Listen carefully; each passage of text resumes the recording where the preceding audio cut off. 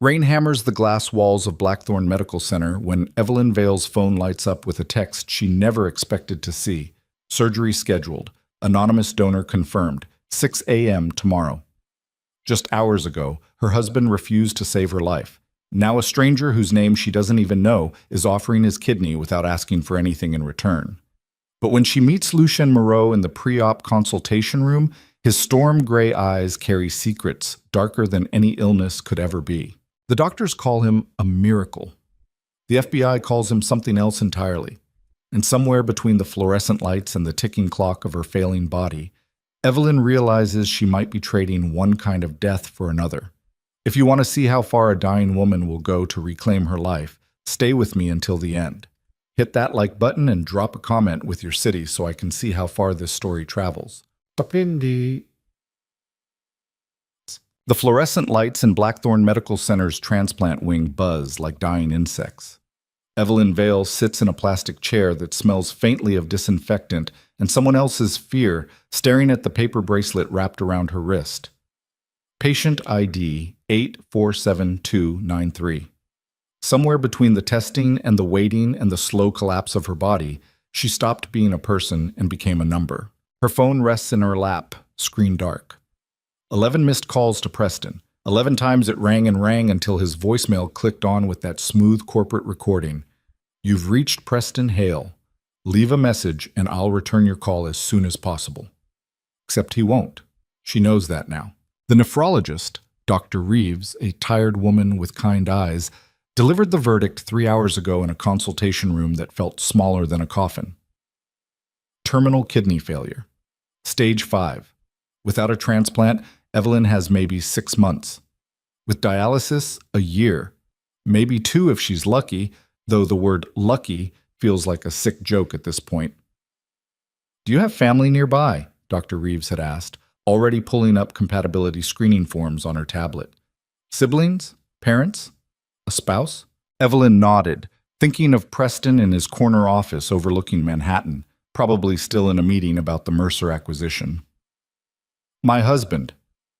Good. We'll start with him. Except Preston didn't answer when the hospital called.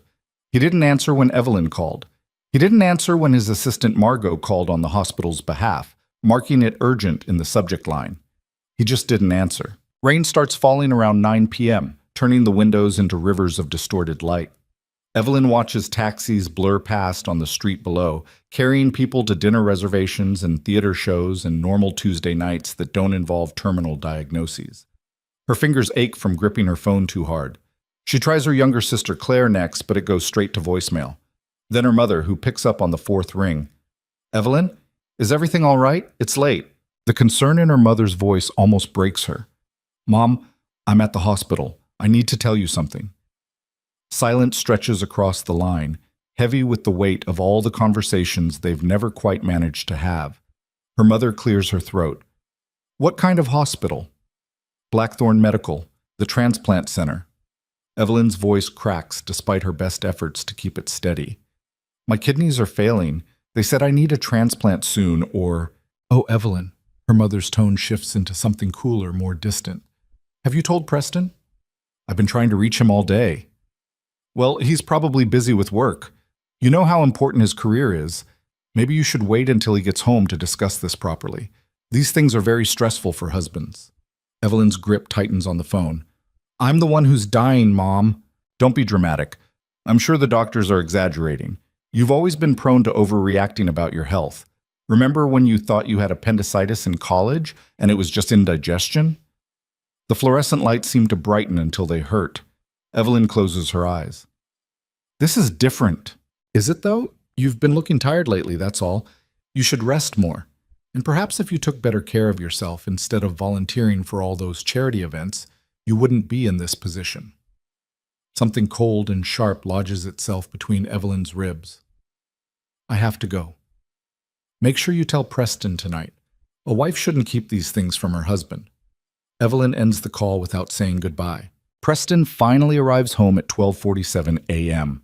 She knows because she's watching the digital clock on the oven tick forward while sitting alone in their immaculate kitchen.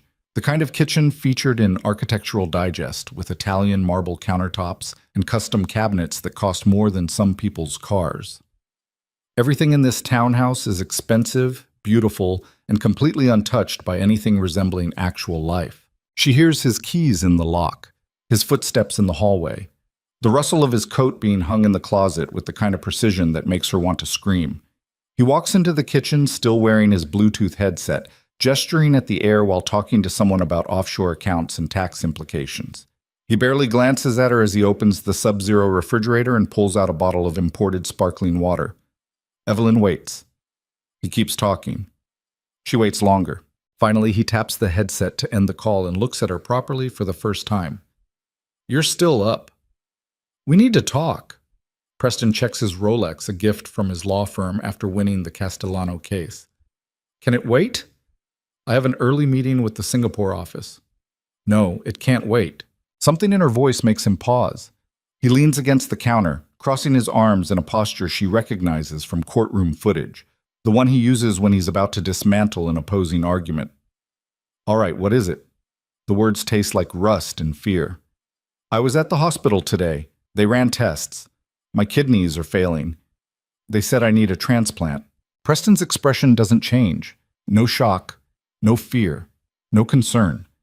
Just a slight tightening around his eyes, like she's told him about a scheduling conflict. "Failing how?" "Terminal renal failure, stage 5. Without a transplant, I have maybe 6 months." He takes a slow sip of his sparkling water. "Did they say what caused it?" "Does it matter?" "I'm trying to understand the situation, Evelyn." She wants to laugh. She wants to throw something. Instead, she says, "They want to test you for compatibility. You're my husband, so there's a good chance you could be a match." Preston sets down his water bottle with deliberate care. "They want me to donate a kidney." "Yes, that's major surgery." "I'm aware. I'd need recovery time. Weeks, probably. Maybe longer." His lawyer mind is already calculating, already building a case. "I'm in the middle of the biggest acquisition of my career. The Mercer deal closes in 2 months. If I'm out of commission..." "I'm dying, Preston." The words echo in the cavernous kitchen. Preston loosens his tie, suddenly looking exhausted in a way that has nothing to do with the late hour. "You're not dying. You're sick. There's a difference." "The doctors said, Doctors always say worst-case scenarios. It's how they cover themselves legally." He rubs his temples. "Look, we'll get second opinions. Third opinions. We'll find the best nephrologist in the country. Money isn't an issue. They want to test you. I heard you the first time. So you'll do it?" Preston's jaw tightens. "I need time to think. Time to think about whether you'll save my life." "Don't make this about love, Evelyn. This is about major surgery with serious risks. I could have complications. Infections. I could die on that table. So could I. Except I don't have a choice." He picks up his water bottle again, taking another long drink like this conversation is making him thirsty. "I'll call the hospital tomorrow and schedule the compatibility screening, but I'm not making any promises until I talk to my own doctors." "Your own doctors? I need independent medical advice. Surely you can understand that." Evelyn stares at her husband.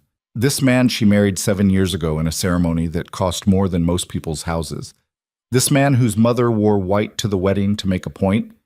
This man who promised to love her in sickness and in health while looking directly at the photographer to make sure his good side was captured. She understands perfectly. "I'm going to bed," she says quietly. Preston nods, already pulling out his phone to check emails. "I'll be up soon." But they both know he won't be. He'll sleep in his study like he has most nights for the past year, claiming he doesn't want to disturb her with his early morning calls to European clients. Evelyn climbs the stairs to their bedroom. Her bedroom now, really, and sits on the edge of their king-sized bed with its Egyptian cotton sheets and decorative pillows that serve no actual purpose. Rain continues to hammer against the windows. She thinks about calling someone. Claire, her father, anyone. Instead, she lies down fully clothed and stares at the ceiling until exhaustion drags her under. The compatibility test results come back 4 days later. Perfect match. Preston Hale is a perfect match. Dr. Reeves delivers the news with obvious relief, already pulling up surgery scheduling options on her computer. This is incredibly fortunate, Mrs. Hale. The genetic markers align almost exactly. We could have you in surgery within the month if your husband is willing to move forward. Evelyn sits in the same uncomfortable plastic chair, gripping the armrests. Can you call him? He's not answering my calls. Dr. Reeves's smile falters slightly. Of course. We'll reach out to him this afternoon. But Preston doesn't call the hospital back that afternoon, or the next day, or the day after that. Evelyn starts dialysis on a Monday. The center is in a strip mall between a dollar store and a nail salon, nothing like the gleaming tower of Blackthorn Medical. The chairs are cracked vinyl. The television in the corner plays daytime talk shows at a volume that makes conversation impossible. An elderly man across from her sleeps through his entire session, mouth hanging open, machines humming their steady rhythm. A nurse named Patricia hooks Evelyn up to the machine with practiced efficiency. First time? Yes. You'll get used to it. Most people bring books or tablets, something to pass the time. Patricia adjusts the flow rate, her movements brisk and impersonal. 4 hours today. You'll feel tired after. Tired doesn't begin to cover it. Evelyn watches her blood cycle out through clear tubes, getting cleaned by a machine the size of a carry-on suitcase, then flowing back into her body. The needle sites ache. Her head pounds. By hour 3, she wants to rip everything out and run, but Patricia warned her about that impulse. Everyone wants to run the first time, she'd said while taping down the tubes. Nobody actually does. You sit there and you let the machine do its work because the alternative is dying. Simple as that. Preston sends flowers that afternoon. Expensive roses arranged by his assistant, Margot, delivered to the dialysis center by a confused courier who clearly expected a hospital room instead of a strip mall clinic. The card reads, "Thinking of you, P." Not "Love Preston." Not "Get well soon." Just P. Evelyn leaves the flowers on the reception desk when she leaves. His mother calls that evening while Evelyn is lying on the couch, too exhausted to move. Catherine Hale has never called her directly before, always going through Preston or his assistant, so Evelyn knows immediately this won't be pleasant. Evelyn, Preston told me about your health situation. Not, "I heard you're sick." Not, "I'm sorry you're going through this." Just your health situation, like it's a poorly chosen investment. Did he? He's very stressed about the whole thing. This Mercer acquisition is crucial for his career trajectory. I'm sure you understand how important it is that he remain focused. Evelyn closes her eyes. I understand. Good. I wanted to make sure you weren't pressuring him about this donation business. Major surgery carries significant risks. If something happened to Preston, it would devastate the entire family, not to mention his professional reputation. His reputation. These things get out, Evelyn. People talk. Preston Hale took medical leave for an organ donation. It sounds almost desperate. Weak. The partners at his firm might start questioning his judgment. He's a perfect match, Catherine. That's biology, dear, not obligation. Catherine's voice sharpens. Marriage is about support, yes, but it's also about understanding your role. Preston provides for you. He's given you a beautiful home, financial security, social standing. The least you can do is handle your medical issues without derailing his career. My medical issues? You mean dying? Oh, don't be dramatic. I'm sure they have waiting lists for these things. Other options. You're young enough to wait. Evelyn ends the call without responding. Her hands shake as she sets down her phone. The townhouse feels enormous around her, every perfect room echoing with absence. She doesn't cry. She's too tired to cry. The next morning, Preston's assistant Margot calls instead of Preston himself. Mrs. Hale, I'm calling on behalf of Mr. Hale regarding the donation request. Request. Like Evelyn asked him to pick up dry cleaning. I'm listening, Evelyn says. Mr. Hale has consulted with 3 independent physicians regarding the risks associated with living kidney donation. After careful consideration of the medical data and potential complications, he's decided he cannot move forward with the procedure at this time. The words arrive in Margot's professional voice, the same voice she uses to decline meeting requests and reschedule conference calls. At this time, Evelyn repeats, yes, he wanted me to assure you that he'll continue exploring alternative options for your treatment, including seeking out other potential donors through the hospital's database. Other potential donors. Is there anything else I can help you with today, Mrs. Hale? Evelyn hangs up without answering. She sits in the kitchen for a long time, watching sunlight move across the marble countertops. The townhouse is silent except for the hum of the refrigerator and the distant sound of traffic. Everything in this space is beautiful and expensive and completely hollow. Her phone buzzes with a text from Preston. Margot called you. I'm sorry, but I can't risk my health and career, you understand. Not, I'm sorry I can't save your life. Just, you understand. Evelyn deletes the message. Then she searches for divorce attorneys in Manhattan. The office of Gideon Cross occupies the 42nd floor of a building in Midtown with views that stretch across the entire city. The receptionist, a severe woman in her 50s, escorts Evelyn to a conference room with glass walls and leather chairs that probably cost more than her first car. Gideon Cross doesn't look like what Evelyn expected. No expensive suit, no theatrical charisma, just a man in his mid-40s with sharp eyes and the kind of stillness that suggests violence held carefully in check. Mrs. Hale, he gestures to a chair. You're here about dissolution of marriage. Yes. How long have you been married? 7 years. Children? No. Prenuptial agreement? Yes. Preston insisted. Gideon nods, already pulling up forms on his tablet. New York is a no-fault divorce state, which simplifies things. But prenups can complicate asset distribution. I'll need to review the document. I don't care about assets. The words surprise her even as she says them. I just want out. Gideon looks up, studying her with new interest.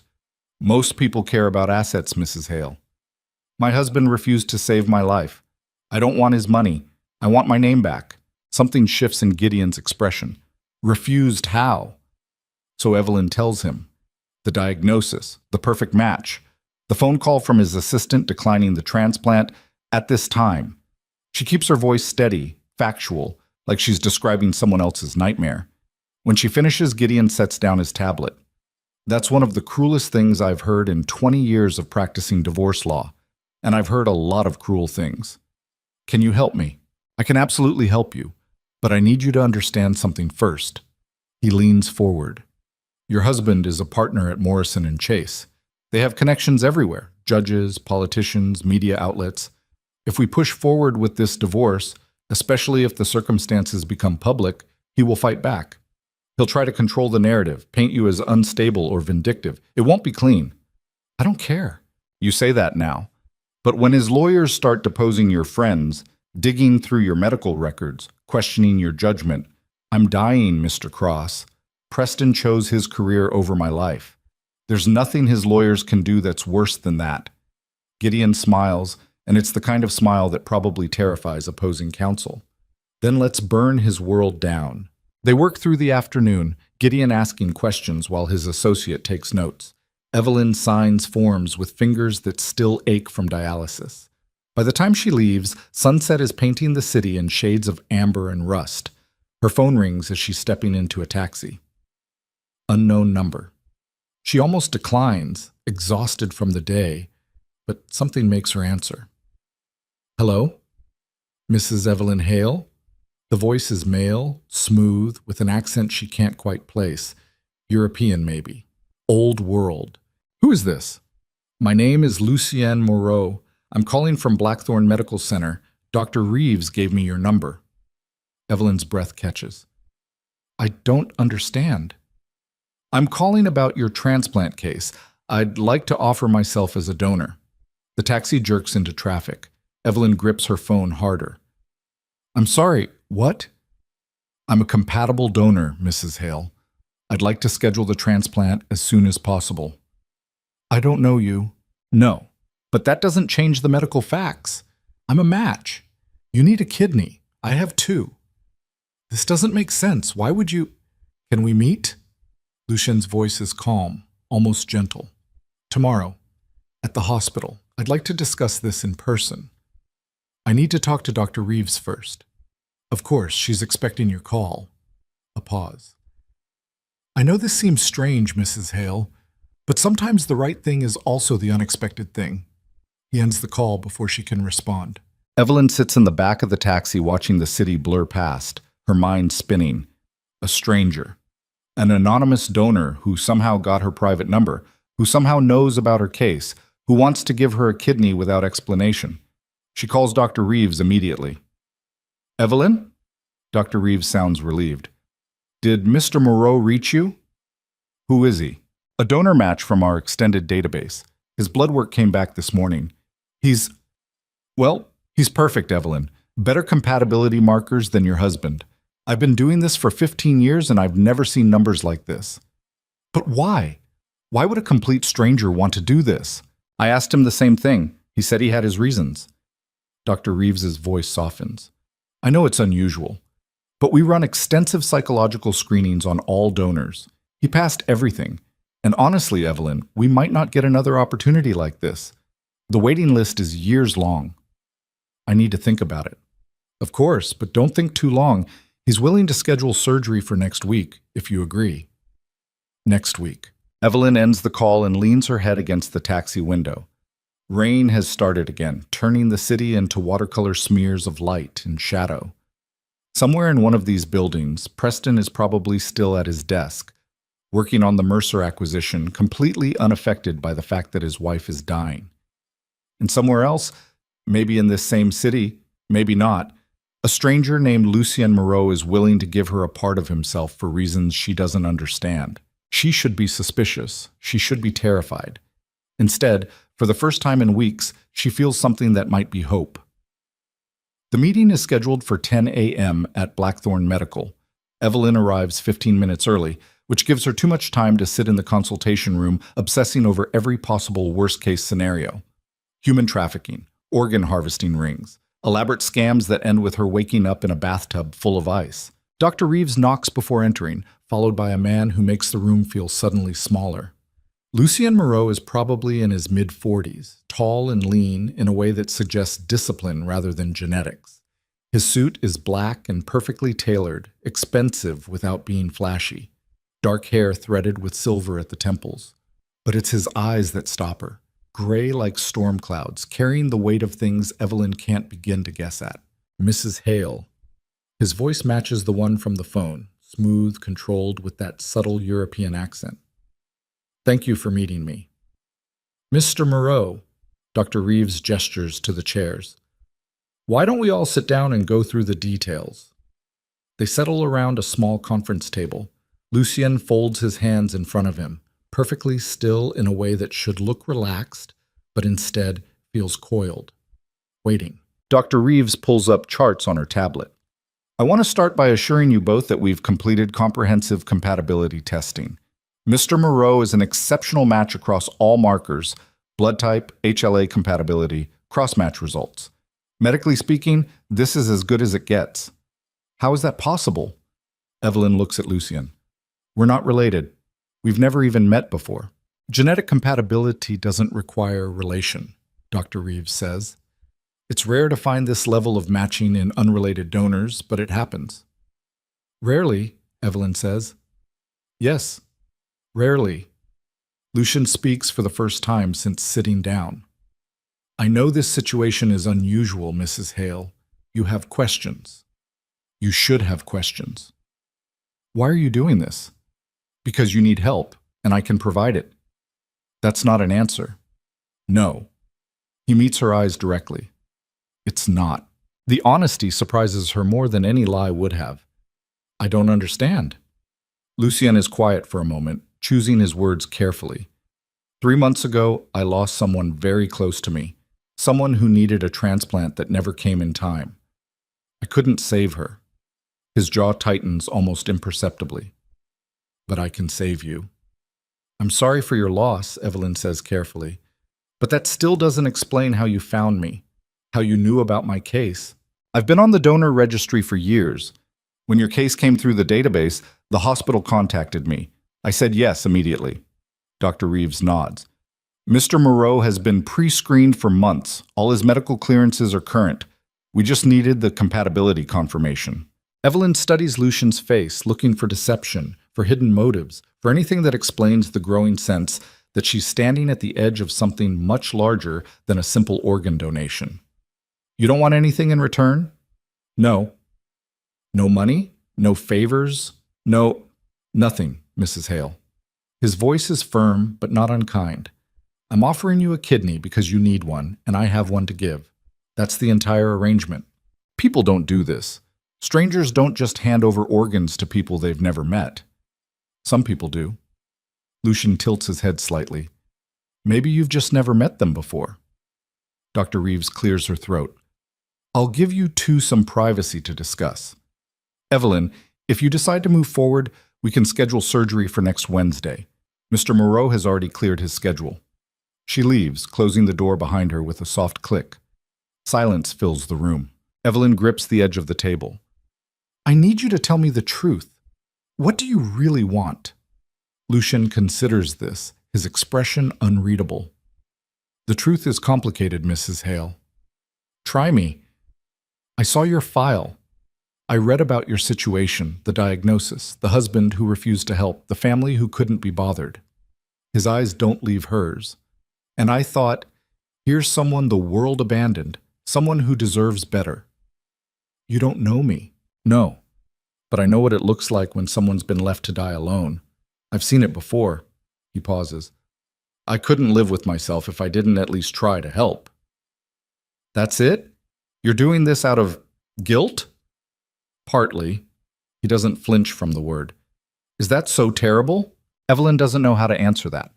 Every instinct she's developed over 7 years of marriage to Preston is screaming that this doesn't add up, that nobody offers this kind of help without expecting something in return. But there's something in Lucian's stillness, in the careful way he holds himself, that suggests honesty even when she can't quite believe it. I need time to think, she finally says. Of course. Lucian stands smoothly. Dr. Reeves has my contact information. If you have more questions, call any time. He's at the door when Evelyn speaks again. Mr. Moreau? The person you lost. Who was she? His hand stills on the doorknob. My sister. She was 28, waiting for a liver that never came. I'm sorry. So am I, Mrs. Hale. He looks back at her, and for just a moment the careful control slips enough to show the grief beneath. Every single day. Then he's gone, and Evelyn is alone with the weight of an impossible decision.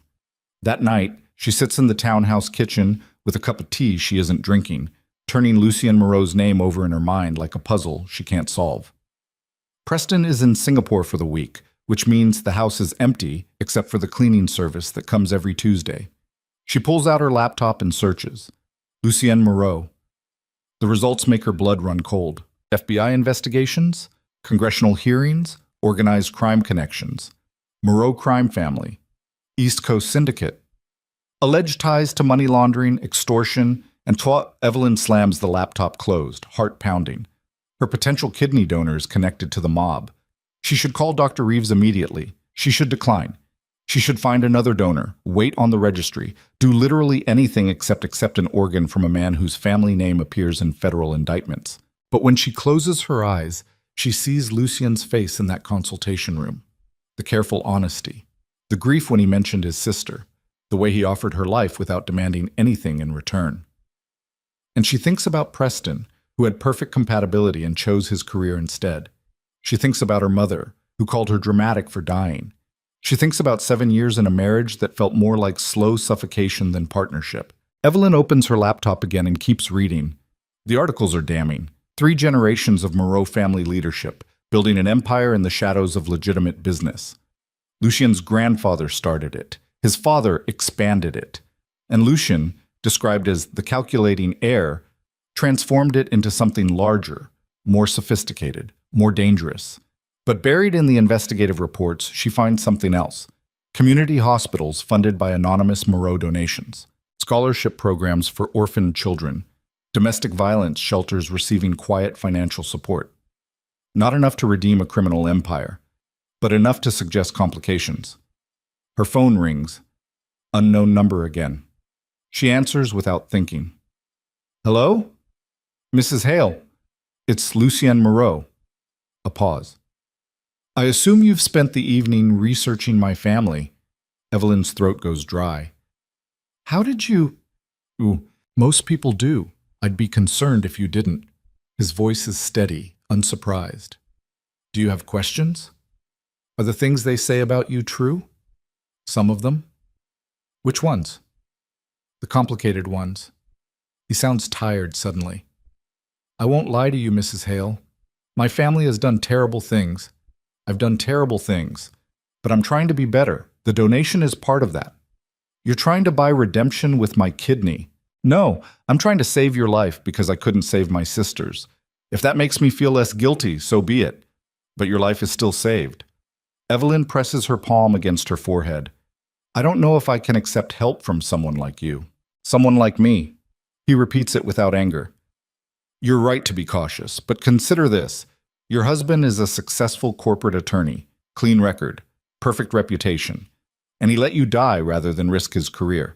I'm a criminal, and I'm offering you everything he wouldn't. That's not fair. Life isn't fair, Mrs. Hale.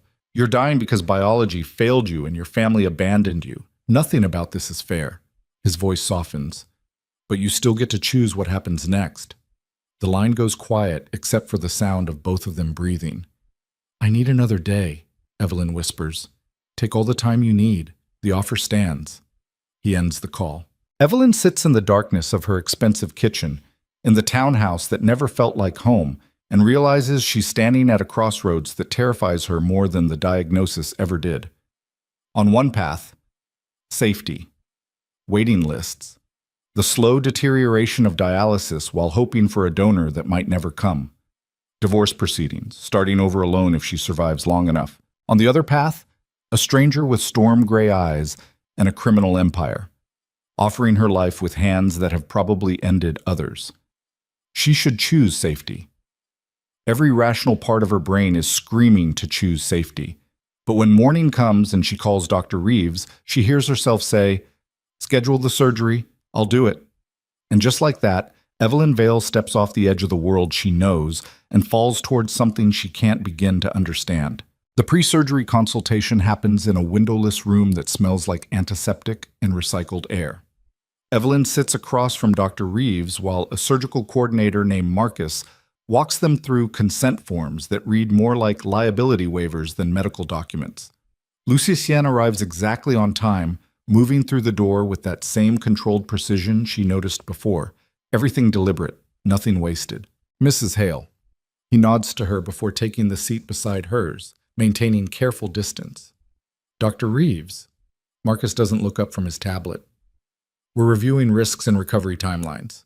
Standard protocol for living donor procedures. Of course. Dr. Reeves leans forward, her hands folded on the table. I want to be very clear with both of you about what this surgery entails. For Evelyn, we'll be removing the failed kidney and implanting Mr. Moreau's donation. Recovery is typically 6 to 8 weeks, though some patients experience complications that extend that timeline. Complications like what? Evelyn's voice sounds steadier than she feels. Rejection is the primary concern. Your body might recognize the new kidney as foreign tissue and attack it. We'll manage that with immunosuppressants, but there's always risk. Dr. Reeves swipes through screens on her tablet.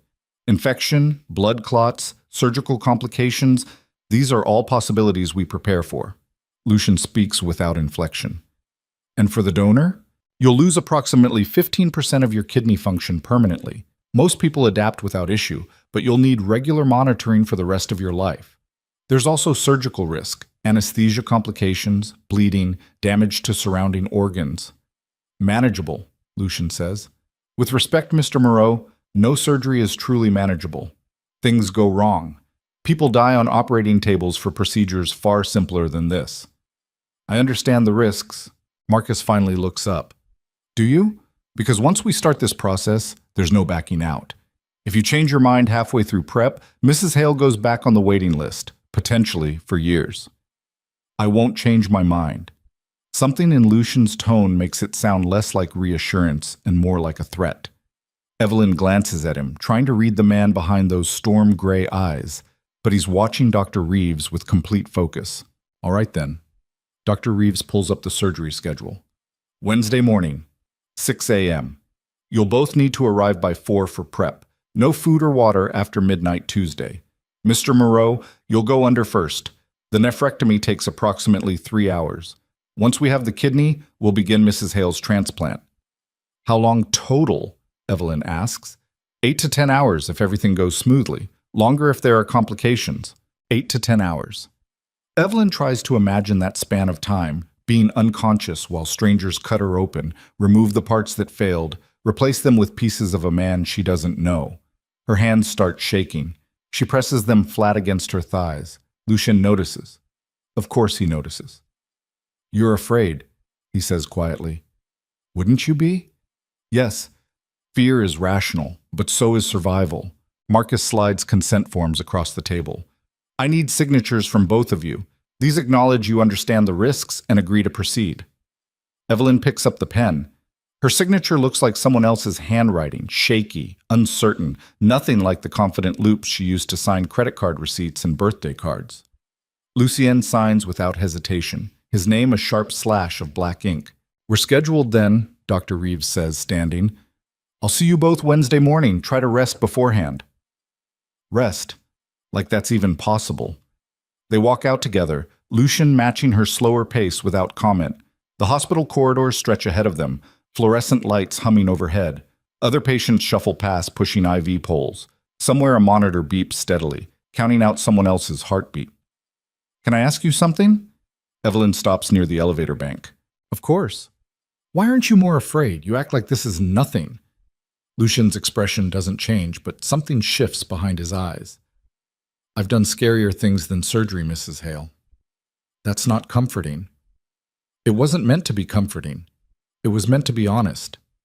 He presses the elevator call button. "You asked why I'm not afraid. The truth is I am. But fear doesn't change what needs to happen." The elevator arrives with a soft chime. The doors slide open. Empty. "I looked into your family," Evelyn says before she can stop herself. "The Moreaus, the investigations, all of it." Lucien steps into the elevator holding the door with one hand. And I still don't understand why you're doing this." "Because someone should." "That's not an answer." "It's the only answer I have." The door starts to close. He stops it again. "Wednesday morning, Mrs. Hale, 4 a.m. Don't be late." Then he's gone, and Evelyn is left standing alone in a hospital corridor, trying to figure out if she just made the best decision of her life or signed her own death warrant. Preston's lawyers serve her with counter-divorce papers on Monday. The courier arrives at 7 a.m. while Evelyn is drinking coffee and trying not to think about the fact that in less than 48 hours, she'll be unconscious on an operating table. The man in the cheap suit hands her a manila envelope and asks her to sign for it. She does, still in her bathrobe, her hair unwashed. Inside are 30 pages of legal arguments explaining why the divorce should be denied, delayed, or dismissed entirely.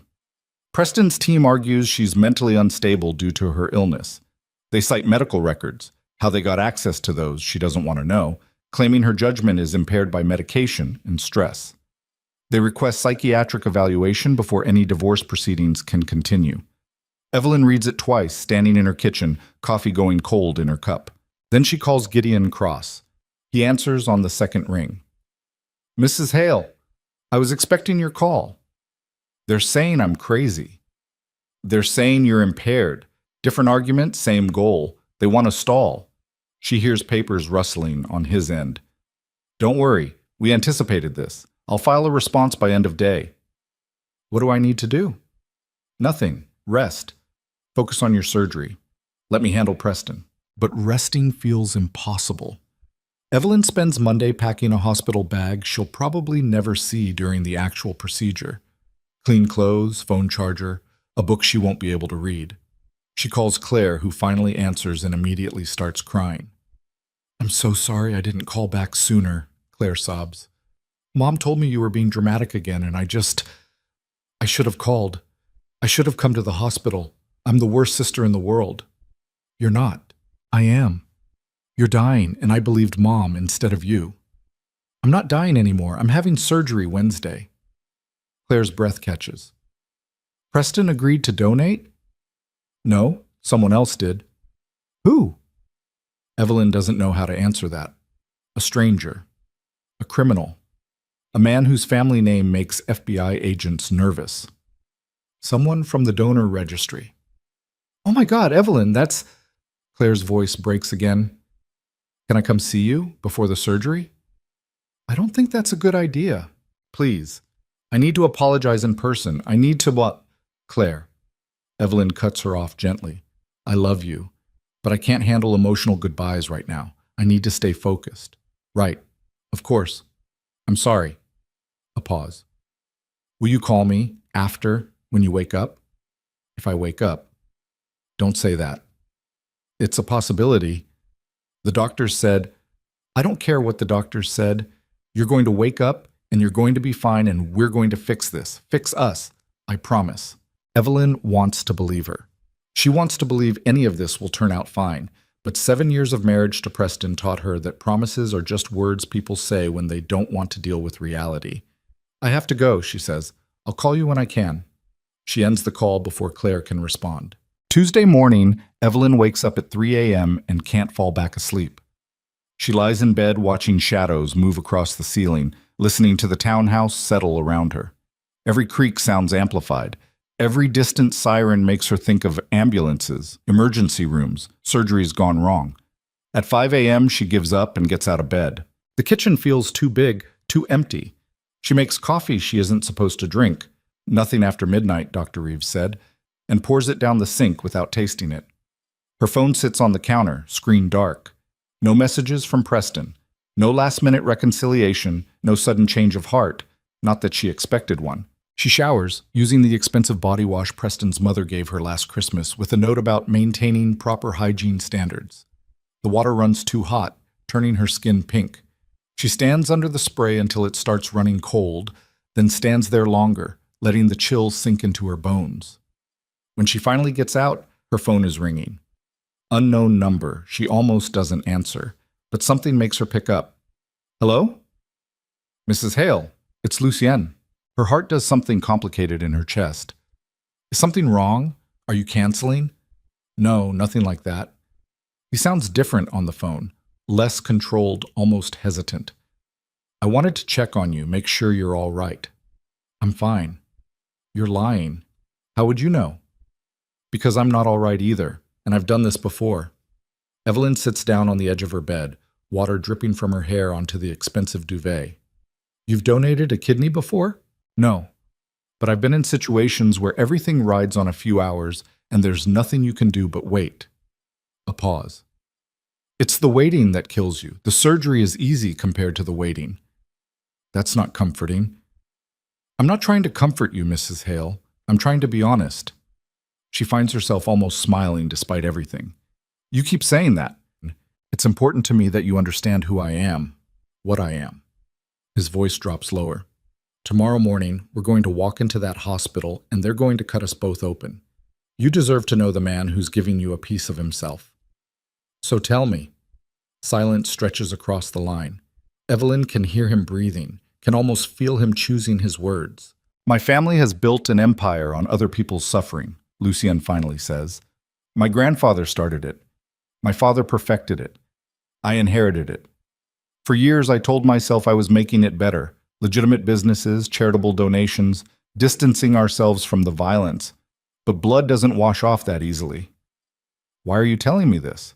Because you should know, before tomorrow, before you wake up with part of me inside you. He sounds tired now. I'm trying to be better than what I was born into. The donation is part of that, but it doesn't erase what I've done.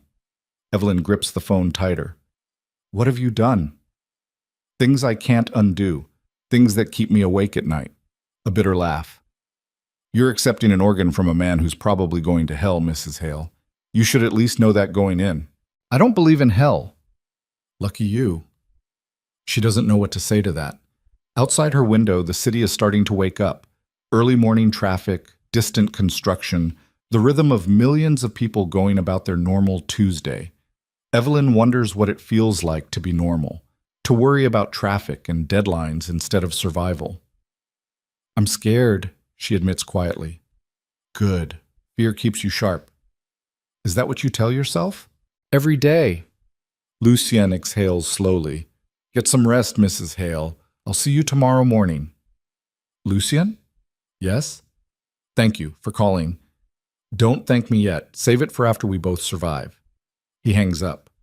Evelyn sits in the silence of her bedroom, phone still pressed to her ear, and realizes she's more terrified of tomorrow than she's ever been of anything in her entire life. The rest of Tuesday bleeds away in anxious hours. Evelyn tries reading but can't focus, tries watching television, but everything feels like noise. She walks through the townhouse touching things, the marble countertops, the custom bookshelves, the framed wedding photo Preston insisted on hanging in the entrance hall, despite Evelyn hating how fake her smile looked. She takes the photo down and puts it in a drawer. Around 3 p.m., her mother calls. "Evelyn, I heard about the surgery tomorrow." "From who?" "Claire mentioned it. She's very upset you won't let her visit." Evelyn moves to the living room window, watching traffic crawl past below. "I don't have the energy for emotional goodbyes, Mom." "She's your sister. She loves you." "Then she should have believed me the first time." Her mother makes a disapproving sound. "You're being very harsh." "Claire made a mistake. We all make mistakes." "Funny how your mistakes never seem to cost you anything." Evelyn Marie Vale, I did not raise you to speak to me this way. You didn't raise me at all, Mom. You raised a daughter who learned to smile while drowning. Evelyn's voice stays calm, almost detached. But I'm done drowning. After tomorrow, I'm either going to survive or I'm not. Either way, I'm done pretending. This illness has made you cruel. No. This illness made me honest. There's a difference. Her mother is quiet for a long moment. Who is this donor? Claire said it wasn't Preston. Someone from the registry. A stranger. Yes. That's highly irregular. Are you sure this person is legitimate? There are scams, Evelyn. People who prey on desperate... I'm not being scammed, Mom. I'm being saved by someone who actually gives a damn whether I live or die. That's not fair to Preston. He's under tremendous pressure at work. Preston let me die rather than risk his career. There's nothing fair about any of this. Evelyn closes her eyes. I have to go. Surgery is early. I need to rest. Will you call me after? Probably not. Evelyn, goodbye, Mom. She ends the call and turns off her phone entirely. The rest of the afternoon passes in silence. Evelyn orders takeout she doesn't eat. She packs and repacks her hospital bag. She takes a bath in the enormous soaking tub that was supposed to be her sanctuary but always felt more like a waste of water. At 8 p.m., she tries to sleep. At 11 p.m., she gives up and just lies there. At 2 a.m., she gets up and gets dressed. The car service arrives at 3:30 a.m. The driver is an older man who doesn't ask questions, just loads her bag and opens the door. The city looks different at this hour. Emptier, stranger, like a stage set between performances. They drive through deserted streets while Evelyn watches the buildings slip past. Blackthorn Medical Center rises against the dark sky, lit up like a monument. The emergency entrance is busy even now. Ambulances pulling in, EMTs running, the machinery of crisis operating at full speed. Her driver takes her to the main entrance instead. Good luck, he says as she gets out. Thanks. The lobby is almost empty. A security guard sits at the desk reading something on his phone. Evelyn walks to the elevator bank, presses the button for the surgical floor, and rides up alone. Lucian is already there when she arrives at pre-op. He's sitting in one of those awful plastic chairs, dressed in dark jeans and a black sweater, looking completely out of place in the fluorescent lighting. When he sees her, he stands. Mrs. Hale. You're early. So are you. A nurse appears, different from the ones Evelyn's seen before. Younger, with tired eyes that suggest the end of a long shift. Mrs. Hale? Mr. Moreau? We're ready for you. They're taken to separate prep rooms. Evelyn changes into a hospital gown that ties in the back and leaves her feeling exposed. Another nurse, this one named Sandra, starts an IV in her left hand, taping it down with practiced efficiency. How are you feeling? Sandra asks. Terrified. That's normal. Dr. Reeves is one of the best. You're in good hands. Evelyn wants to ask what happens if even the best hands aren't good enough. What happens if something goes wrong? What happens if she doesn't wake up? But Sandra is already checking her vitals, recording numbers on a chart, moving with the brisk efficiency of someone who's done this 1,000 times. The anesthesiologist will be in shortly, Sandra says. Try to relax. Relax. Right. Evelyn lies back on the gurney and stares at the ceiling tiles. Someone's drawn a smiley face in the corner of one. Black marker, fading. She wonders who did it. A patient? A nurse? Someone trying to make this terrible room slightly less terrible? A knock on the door. Come in, Evelyn says. The door opens and Lucien steps inside, still in his street clothes. He closes the door behind him with careful quiet. "You're not supposed to be in here," Evelyn says. "I know. The nurses will kick you out." "Probably." He doesn't move to leave. "I wanted to see you before they take us in." "Why?" Lucien is quiet for a moment, his gray eyes studying her with an intensity that should feel invasive but somehow doesn't. "Because after today, everything changes. And I wanted you to know that whatever happens in that operating room, you're not alone. I don't even know you." "No, but you will." There's something in his voice, certainty, maybe, or promise, that makes Evelyn's breath catch. She searches his face for deception, for hidden agendas, for anything that explains why a man connected to organized crime would give a stranger his kidney. She finds nothing but honesty. "I'm scared," she whispers. "I know. What if something goes wrong? Then we deal with it." Lucien takes a step closer. "But nothing's going to go wrong. You're going to survive this, and when you wake up, I'll be there." "You don't know that." "Yes, I do." Before Evelyn can respond, the door opens and Sandra sticks her head in. "Mr. Moreau, you need to return to your prep room. They're almost ready for you." Lucien nods but doesn't look away from Evelyn. "I'll see you on the other side, Mrs. Hale." Then he's gone and Evelyn is alone again with her fear and the steady beep of monitors and the knowledge that in less than an hour they're going to cut her open and give her a second chance at life. The anesthesiologist arrives 15 minutes later, a woman in her 50s with gentle hands and a calm voice. She explains the process while inserting something into Evelyn's IV line. "You're going to feel very sleepy, just let it happen. Count backwards from 10 for me." 10, 9, 8. The world starts to blur at the edges. 7, 6. The ceiling tiles swim above her. 5. And then nothing. Evelyn wakes up in pieces. First, pain. Sharp and immediate, radiating from her abdomen like someone's taken a hot knife to her insides. Second, noise. Beeping monitors, distant voices, the mechanical hiss of something she can't identify. Third, confusion. Where is she? What happened? Why does everything hurt? "Mrs. Hale, can you hear me?" Evelyn tries to respond, but her mouth feels full of cotton. She manages a small sound, not quite a word, not quite a groan. "Good. You're doing great. The surgery was successful. Just rest now." Surgery. The memory floods back. The transplant, Lucien, the kidney.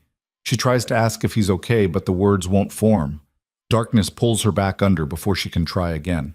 The next time she wakes, the pain is worse, but her mind is clearer. She's in a recovery room. She can tell by the different quality of light, the different sounds. A nurse she doesn't recognize is checking her IV. "Welcome back," the nurse says. "How's your pain? 1 to 10? 8, Evelyn manages. Her voice sounds wrecked. "I'll get you something for that." The nurse leaves. Evelyn tries to move and immediately regrets it. Everything hurts. Her abdomen, her back, her throat from the breathing tube.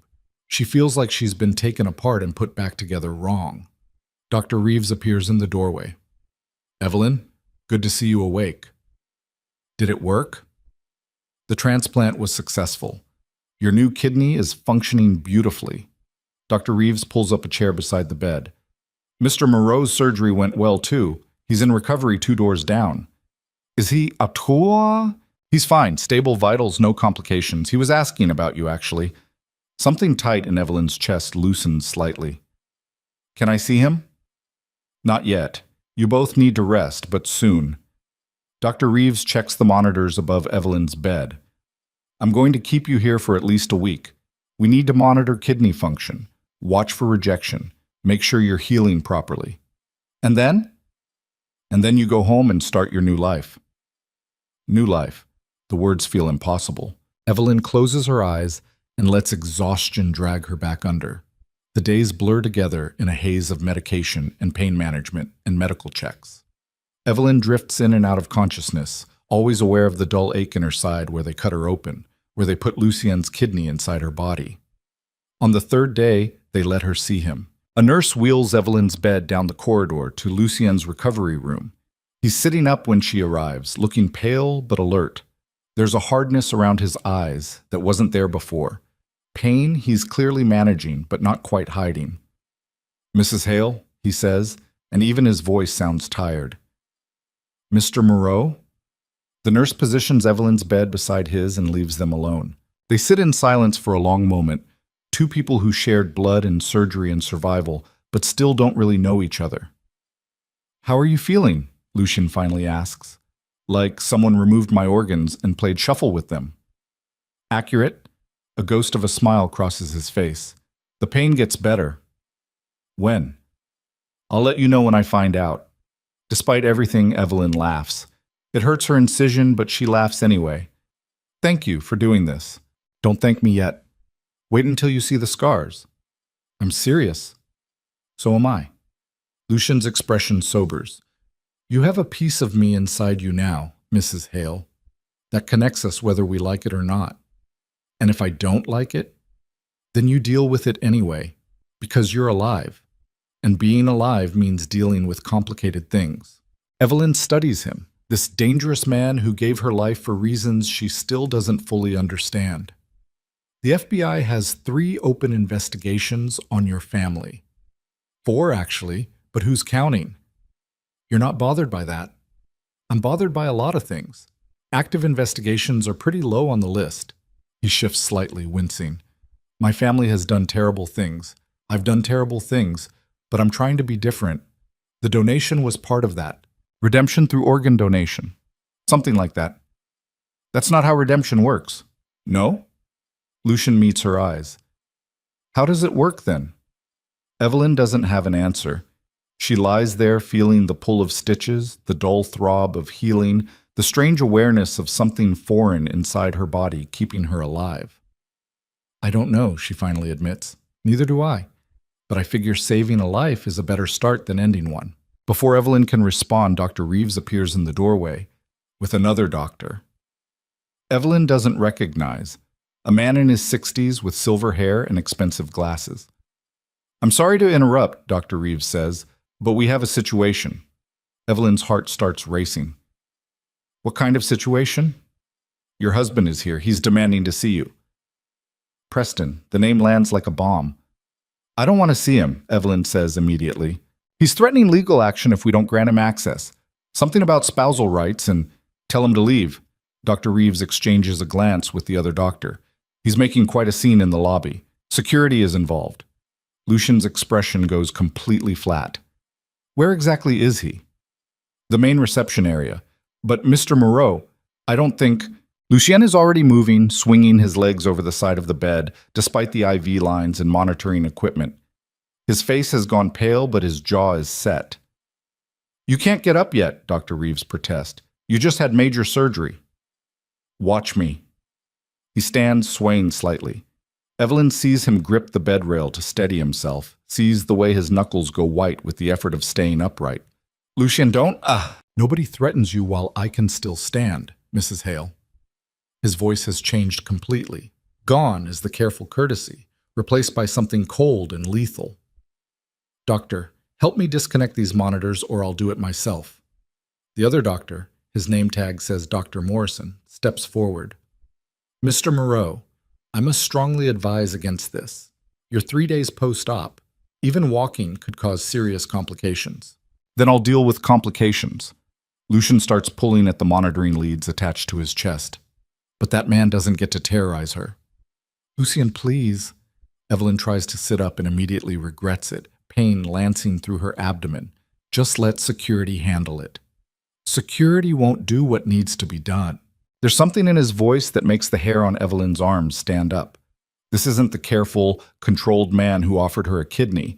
This is someone else entirely, someone dangerous enough to make federal investigators nervous. Dr. Reeves holds up her hands. Everyone just calm down. Mr. Hale is being escorted out as we speak. The situation is handled. Is it? Lucien's eyes are ice cold. Because from where I'm standing, he showed up to intimidate a woman who just had major surgery. That doesn't sound handled. That sounds like something that needs consequences. Mr. Moreau? Where does he work? Morrison and Chase, right? Corner office in Midtown? How do you know that? Evelyn asks.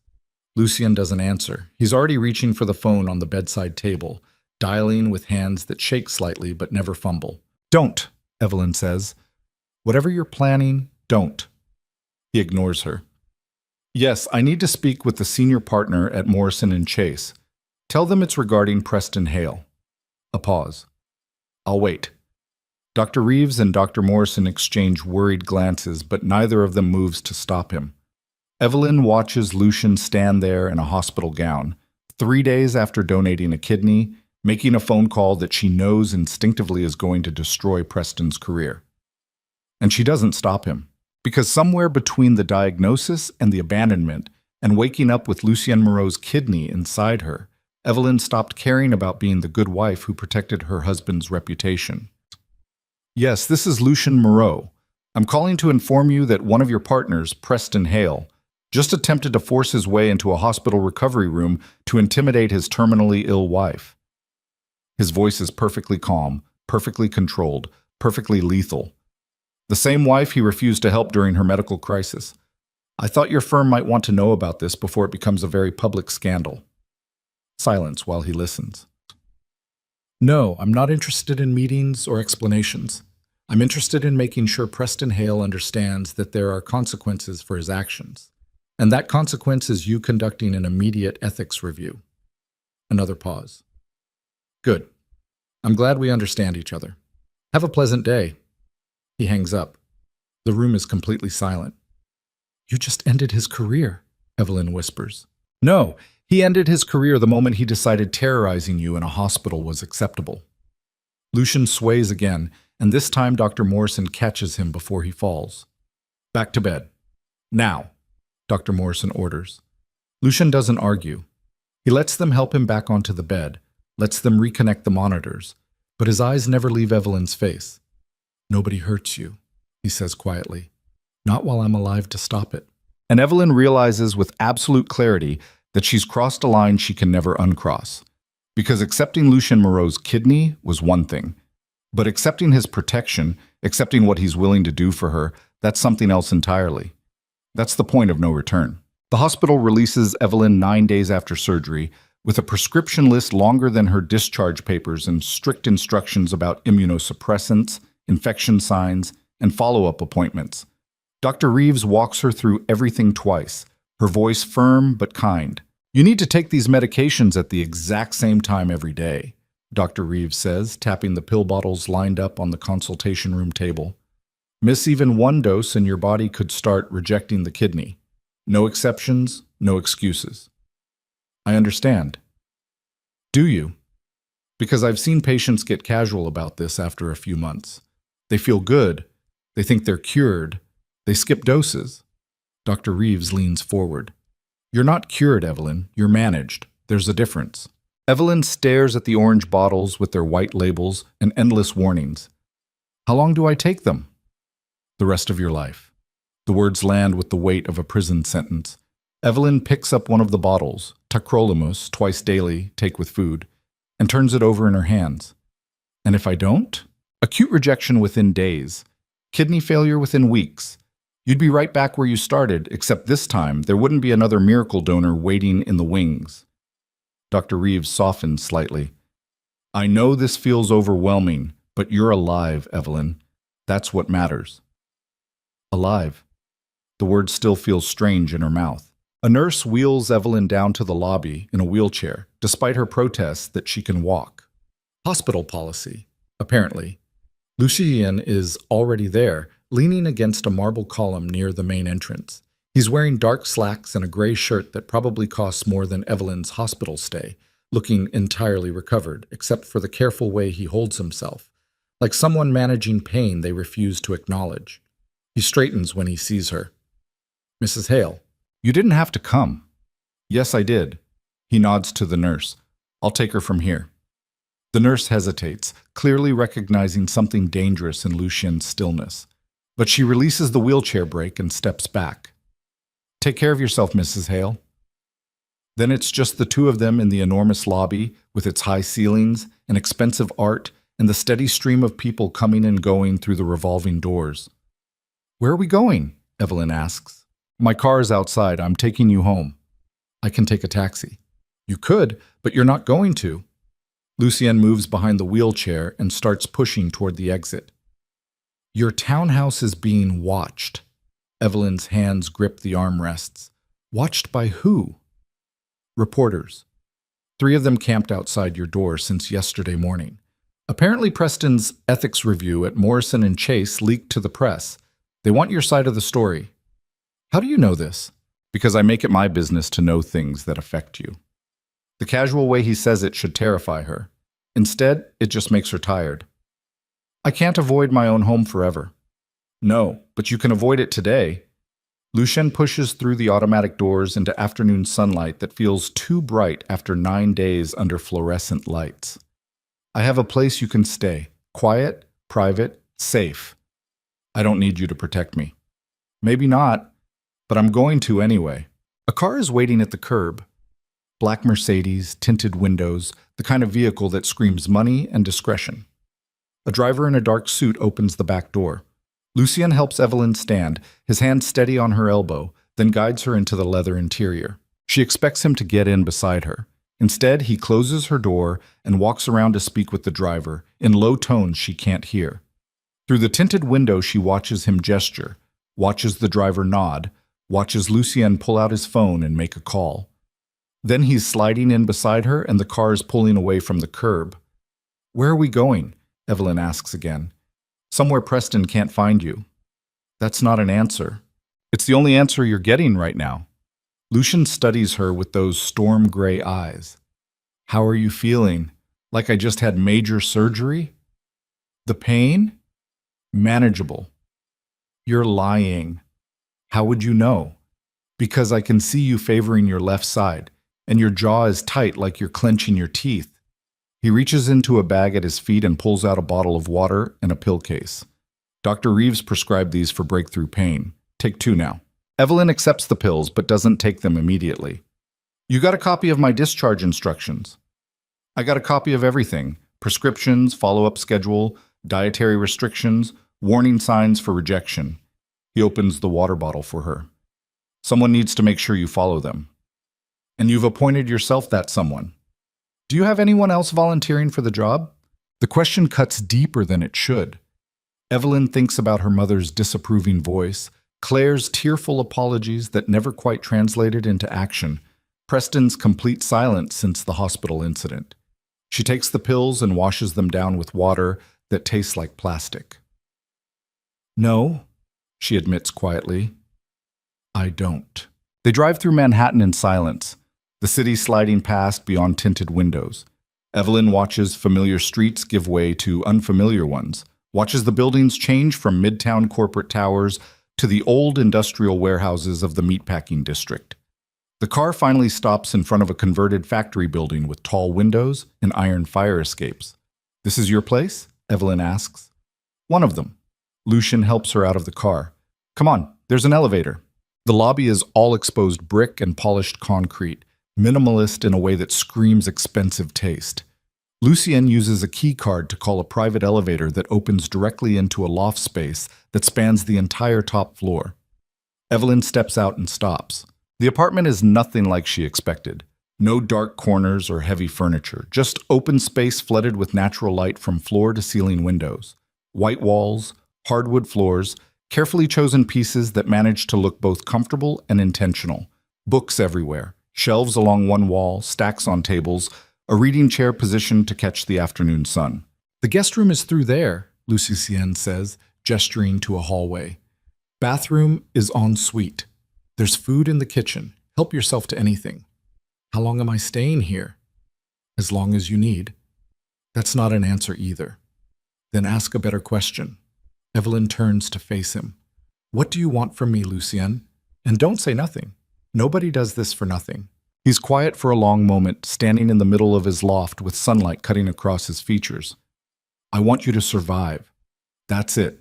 No conditions, no debts, no expectations beyond that. I don't believe you. I know, but it's still the truth. He moves toward the kitchen. You should rest. Doctor's orders. I've been resting for 9 days, then rest for 1 more. But Evelyn doesn't rest. She explores the loft while Lucien disappears into what she assumes is his own bedroom. The guest room is simple but comfortable. White linens, blackout curtains, a view of the Hudson River. The bathroom has expensive toiletries and a shower with rainfall head that makes her hospital bathroom look medieval. She finds herself back in the main living space, drawn to the bookshelves. Philosophy, history, crime fiction, poetry. An eclectic collection that tells a story she doesn't quite know how to read.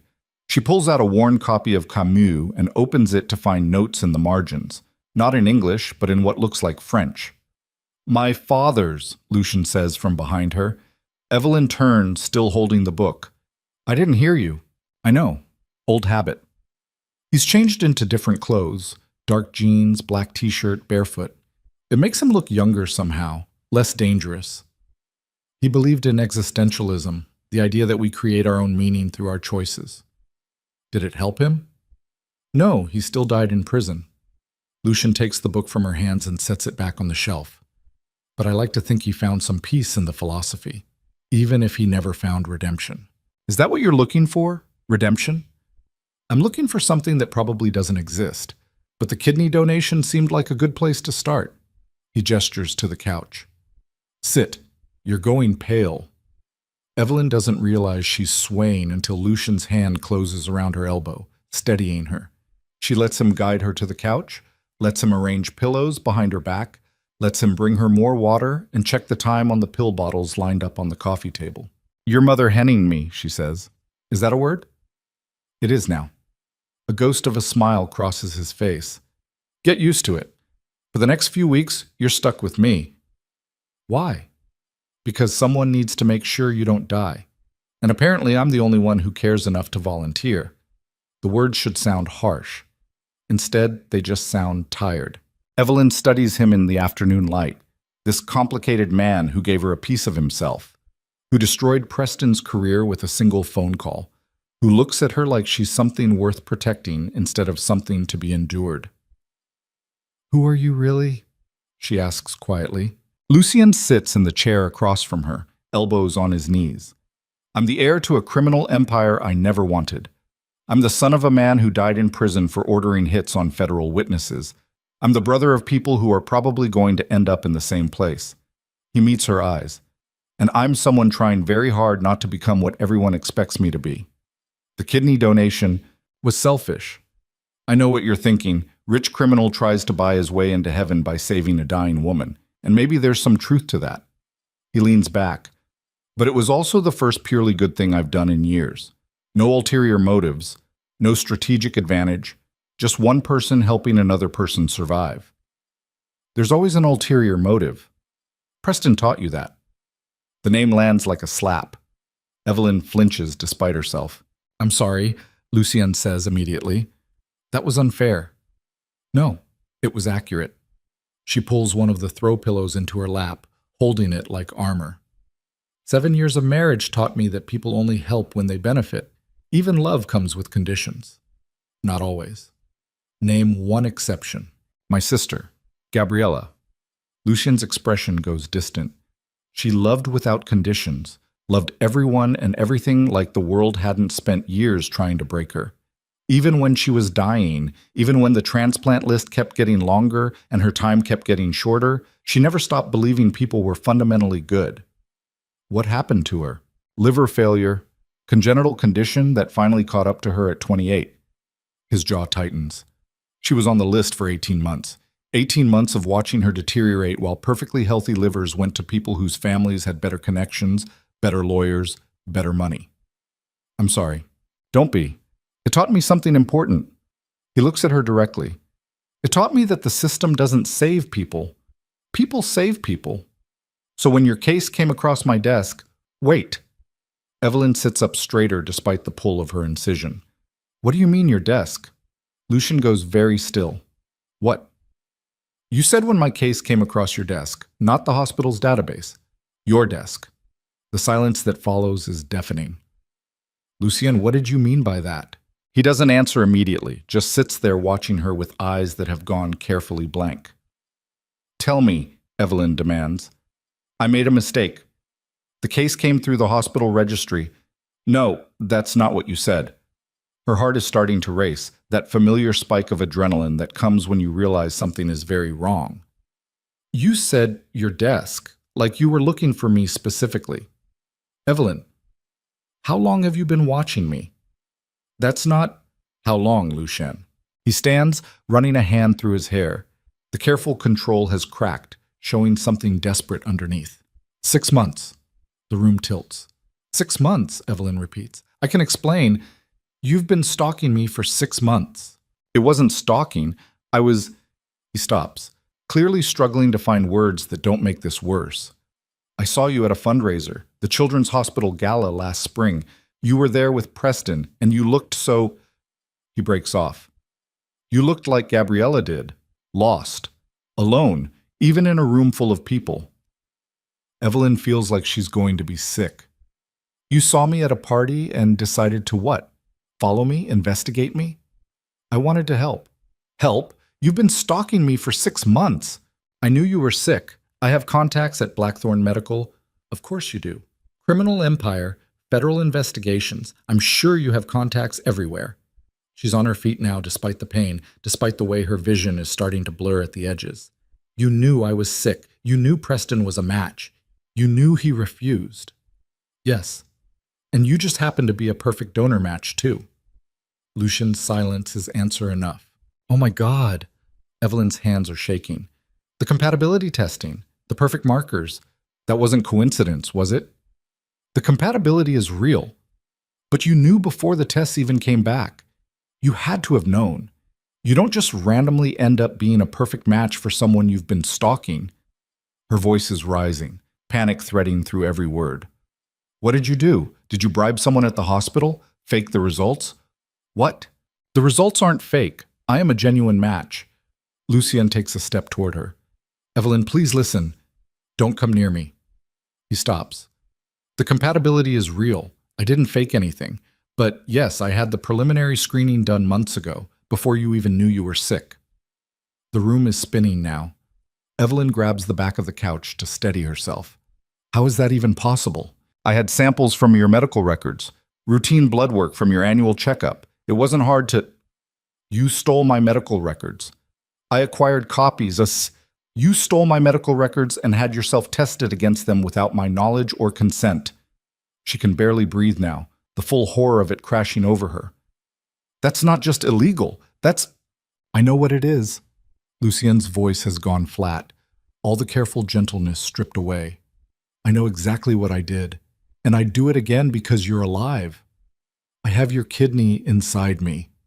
The words come out strangled. I have a piece of a stalker inside my body. I'm not a stalker. I'm someone who saw a woman dying and decided to save her. By violating every boundary, every law, every ethical standard, yes. He doesn't even flinch. I violated all of it, because the alternative was watching you die like I watched Gabriella die. And I couldn't... His voice breaks. I couldn't do that again. Evelyn stares at him, this man she thought she was beginning to understand, and realizes she doesn't know him at all. The phone call, when you called me before the surgery, you said Dr. Reeves gave you my number. She did, technically, after you told her you were a compatible donor, after you manipulated the entire situation to make sure you were the one who saved me. I didn't manipulate. You've been planning this for months, watching me, stealing my medical records, getting yourself tested, waiting for the perfect moment to swoop in like some kind of... She stops, something else occurring to her. Preston, the ethics review. You didn't just make a phone call to his firm, did you? Lucian's jaw tightens. What did you do? I made sure he understood there would be consequences for his actions. Lucien, what did you do? I had some associates visit his apartment. Nothing violent, just a conversation about respecting boundaries and leaving you alone. Associates. Evelyn's voice has gone deadly quiet. You mean thugs from your criminal organization? I mean people who make it clear when someone has crossed a line. You threatened him. I protected you. By sending criminals to intimidate my husband, your soon-to-be ex-husband who refused to save your life and then showed up at the hospital to terrorize you post-surgery. Lucian's voice hardens. Yes, I sent people to make sure he got the message. And I'd do it again. Evelyn backs away from him, her back hitting the wall. I need to leave. You can't. There are reporters outside your townhouse. I don't care about the reporters. I care that I'm trapped in an apartment with a man who's been stalking me for 6 months and just admitted to having me under surveillance and threatening my husband and stealing my medical records and... Her voice is climbing toward hysteria now. I need to leave. Now! Evelyn, please, just listen, Aka. No, I'm done listening. She moves toward the elevator, each step sending pain shooting through her incision, but she doesn't care. Stay away from me. Stay away from my home. Stay away from everything. You have my kidney inside you. We're connected whether you like it or not. The words stop her cold.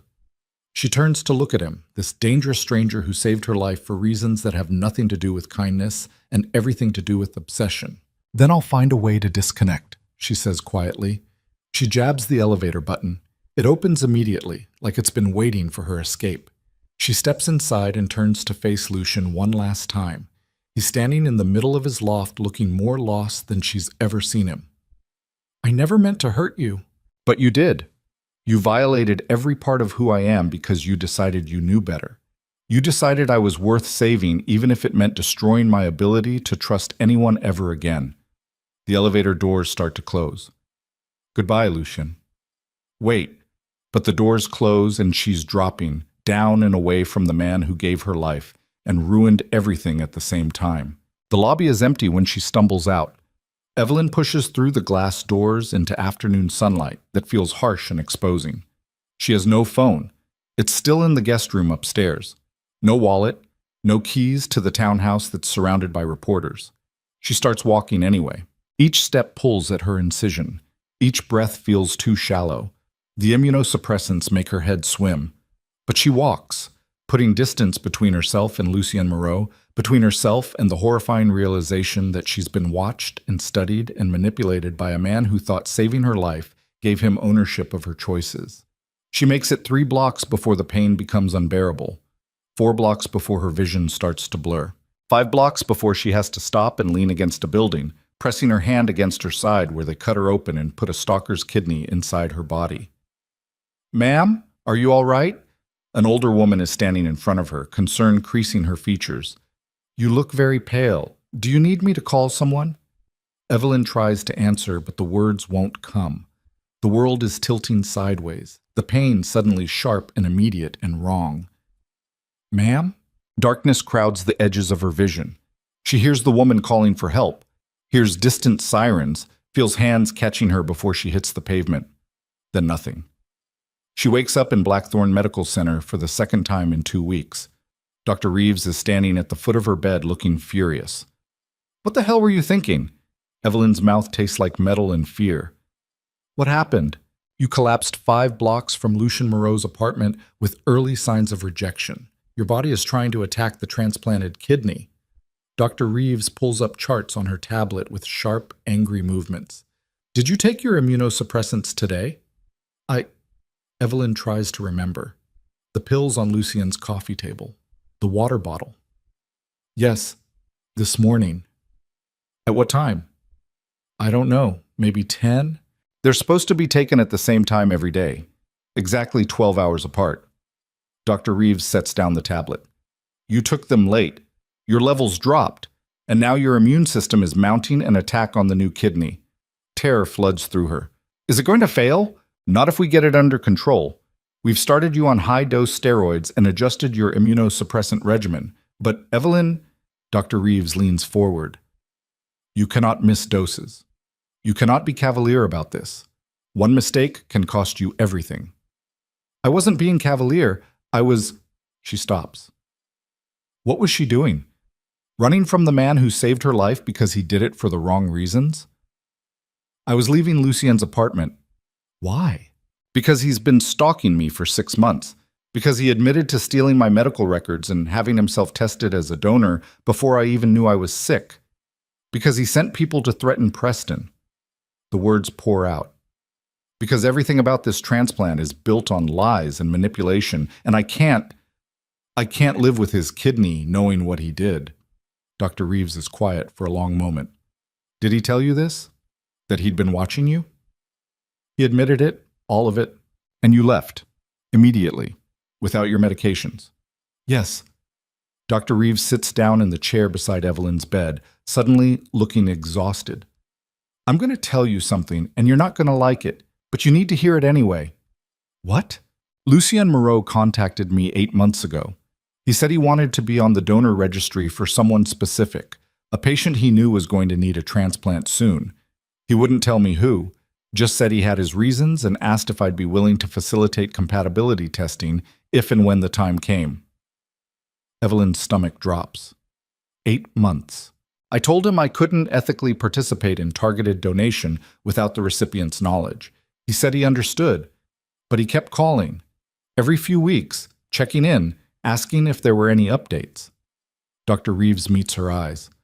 When your case hit crisis stage and Preston refused to donate, Lucien was the first person I called, because I knew he would say yes. You knew he was stalking me and you still let him donate. I knew he had an unusual level of investment in your case.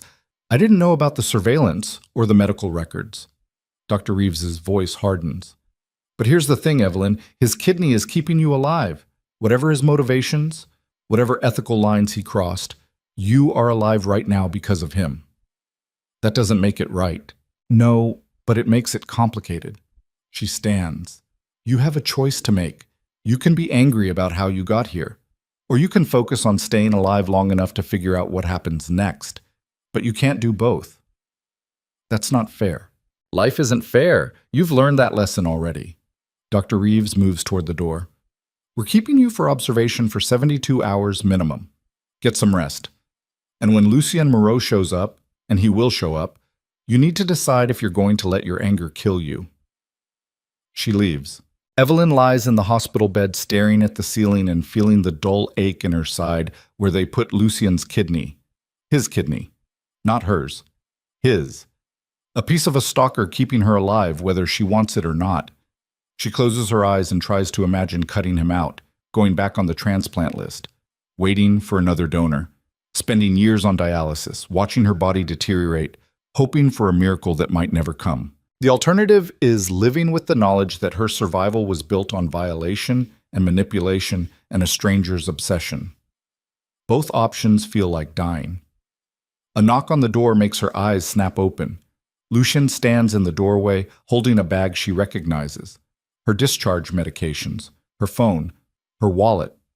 He looks terrible. Pale, exhausted, with shadows under his eyes that suggest he hasn't slept.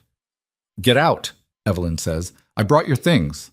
I don't want them. I don't want anything from you. He steps into the room anyway, setting the bag on the chair. Dr. Reeves called me. She said you went into early rejection. And whose fault is that? Mine, for not making sure you took your medications on time. His voice is flat, emotionless. I should have been more careful. You should have told me the truth from the beginning. Would you have accepted the donation if I had?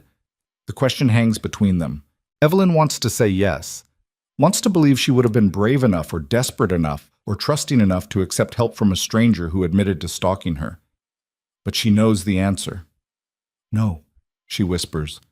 Then I made the right choice. The right choice? She almost laughs. You violated every boundary I have. You stole my medical records. You manipulated everyone around me. You sent criminals to threaten my husband. And you think that's the right choice? Yes. Because you're alive. He moves closer to the bed. I know what I did was wrong. I know I crossed lines that should never be crossed. But I also know that if I had done anything differently, you would be dead. So yes, I made the right choice. That's not your decision to make. Someone had to make it. Preston wasn't going to. Your family wasn't going to. The hospital transplant list would have taken years. His jaw tightens. I made the decision that saved your life, and I won't apologize for that. Evelyn stares at him, this impossible man who sees the world in stark calculations of survival and death, who thinks love, if that's even what this is, justifies any action as long as the outcome is life. I can't trust you, she says quietly. I know. I don't even know if I can stand to look at you knowing what you did. I know that too. Then what are we doing here? What do you want from me?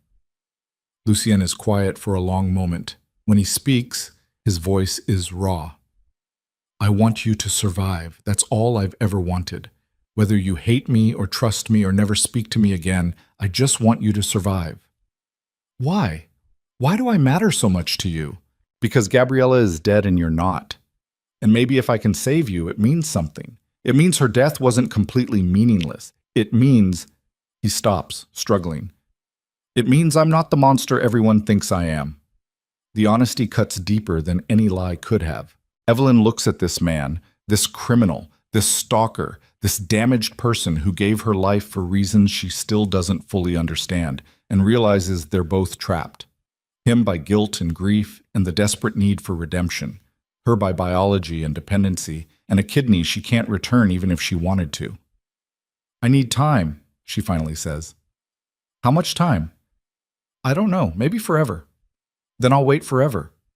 Lucien, I'll wait, he says firmly. However long it takes for you to decide if you can forgive me. If you can't, he swallows hard. If you can't, I'll still make sure you have everything you need. Medical care, financial support, protection from Preston and the media. You'll never have to see me again if that's what you want. And if it is, if I tell you to disappear, then I'll disappear. But the support continues. No strings, no conditions. He meets her eyes. You have my kidney, Evelyn. That means your life is connected to mine, whether we like it or not. I'm not going to let you suffer just because you can't stand to look at me.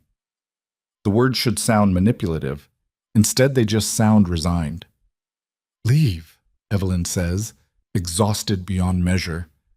Please, I can't do this right now. Lucien nods once. He's at the door when she speaks again. Lucien, did you mean it? What you said about disappearing if I asked. He turns back, his face unreadable. Yes. Even though it would kill you? A bitter smile crosses his face. I've survived worse than heartbreak, Mrs. Hale. I'll survive this too. Then he's gone, and Evelyn is alone with the steady beep of monitors and the weight of an impossible choice. The 72 hours of observation stretch into 5 days when her kidney function numbers don't stabilize as quickly as Dr. Reeves wants. They adjust her medications twice, run endless blood work, monitor her for signs of continued rejection. Lucien doesn't visit again, but every morning fresh flowers appear in her room, simple white roses, no card, delivered by a courier who refuses to say who sent them. Every afternoon, her favorite foods from restaurants she mentioned once months ago show up in careful packaging. Every evening, a nurse mentions that her bills have been handled, her insurance claims resolved, her recovery room upgraded to a private suite. He's everywhere and nowhere, watching, protecting, keeping his distance like she asked. It should make her angrier. Instead, it just makes her tired. On the 5th day, Dr. Reeves declares her stable enough for discharge. Your numbers are better, still not perfect, but better. You'll need to come in for monitoring 3 times a week for the next month. All right. And Evelyn, Dr. Reeves hesitates. Lucien called this morning, asked if you needed transportation home. I told him you'd make your own arrangements. Thank you. He also said if you need anything, medical, financial, legal, there's an account set up in your name. No strings attached. Of course there is. Evelyn signs her discharge papers and calls a car service. The driver takes her back to her townhouse in the Upper East Side where reporters are no longer camped out, probably moved on to fresher scandals. She walks up the steps with her bag of medications and her discharge instructions and her carefully managed kidney function. Inside, the townhouse is exactly as she left it, pristine, empty. A monument to a marriage that died long before she ever got sick. She sets her bag down in the kitchen and stands in the silence, trying to figure out what happens next. Her phone rings. Gideon Cross. Mrs. Hale, I'm calling with an update on your divorce proceedings. What kind of update? Preston's lawyers have filed a motion to delay based on your medical condition. They're arguing you're not mentally competent to proceed while recovering from major surgery. Evelyn closes her eyes. Of course they are. There's more. Preston is alleging you had an affair with Lucien Moreau. He's claiming the donation was payment for... Gideon stops. I'm not going to repeat what he's claiming, but it's ugly. Can he prove any of it? No. But he doesn't need to prove it. He just needs to make enough noise that the judge agrees to delay proceedings until you're declared medically stable. Papers rustle on Gideon's end. I can fight this, but it's going to get messy. How messy? Depositions. Medical evaluations. Possibly a competency hearing. Preston is playing every card he has. Evelyn thinks about her mother's voice telling her to handle her medical issues without derailing Preston's career. About Catherine Hale explaining that marriage is about understanding your role. About 7 years of making herself smaller so Preston could feel bigger. Fight it, she says. Are you sure? This is going to be a very public, I'm sure. Do whatever you need to do. Class are all right. I'll file our response tomorrow. Gideon pauses. For what it's worth, Mrs. Hale, I think you're making the right choice. Everyone keeps telling me what the right choice is. I'm starting to wonder if any of us actually know.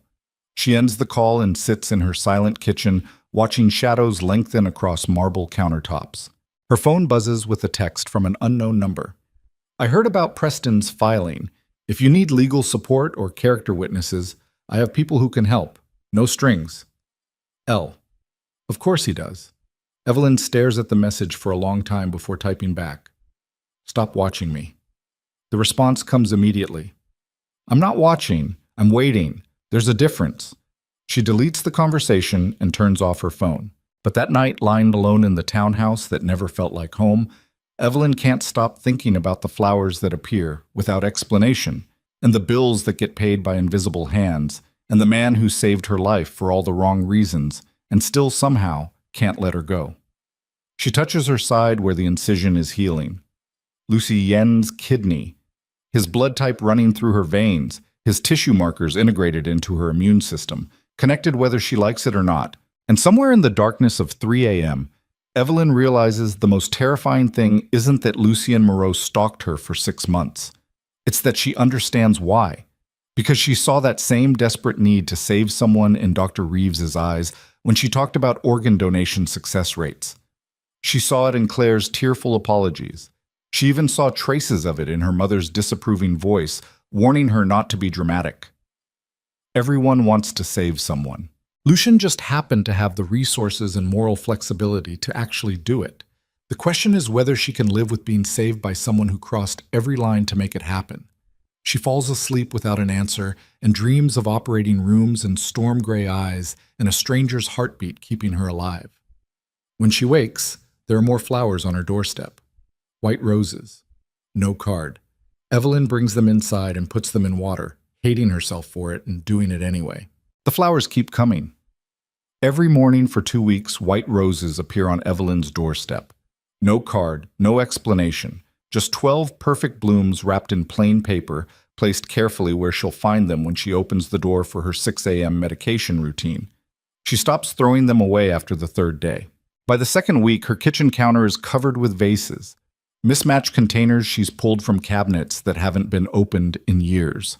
The roses fill the townhouse with a scent that's both beautiful and suffocating, a constant reminder of the man she told to disappear who refuses to actually leave.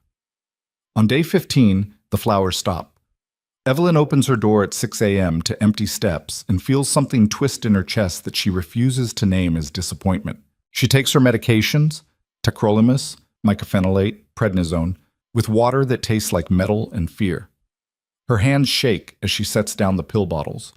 The silence of the townhouse presses in from all sides. Her phone rings. Gideon Cross. We have a problem, he says without preamble. What kind of problem?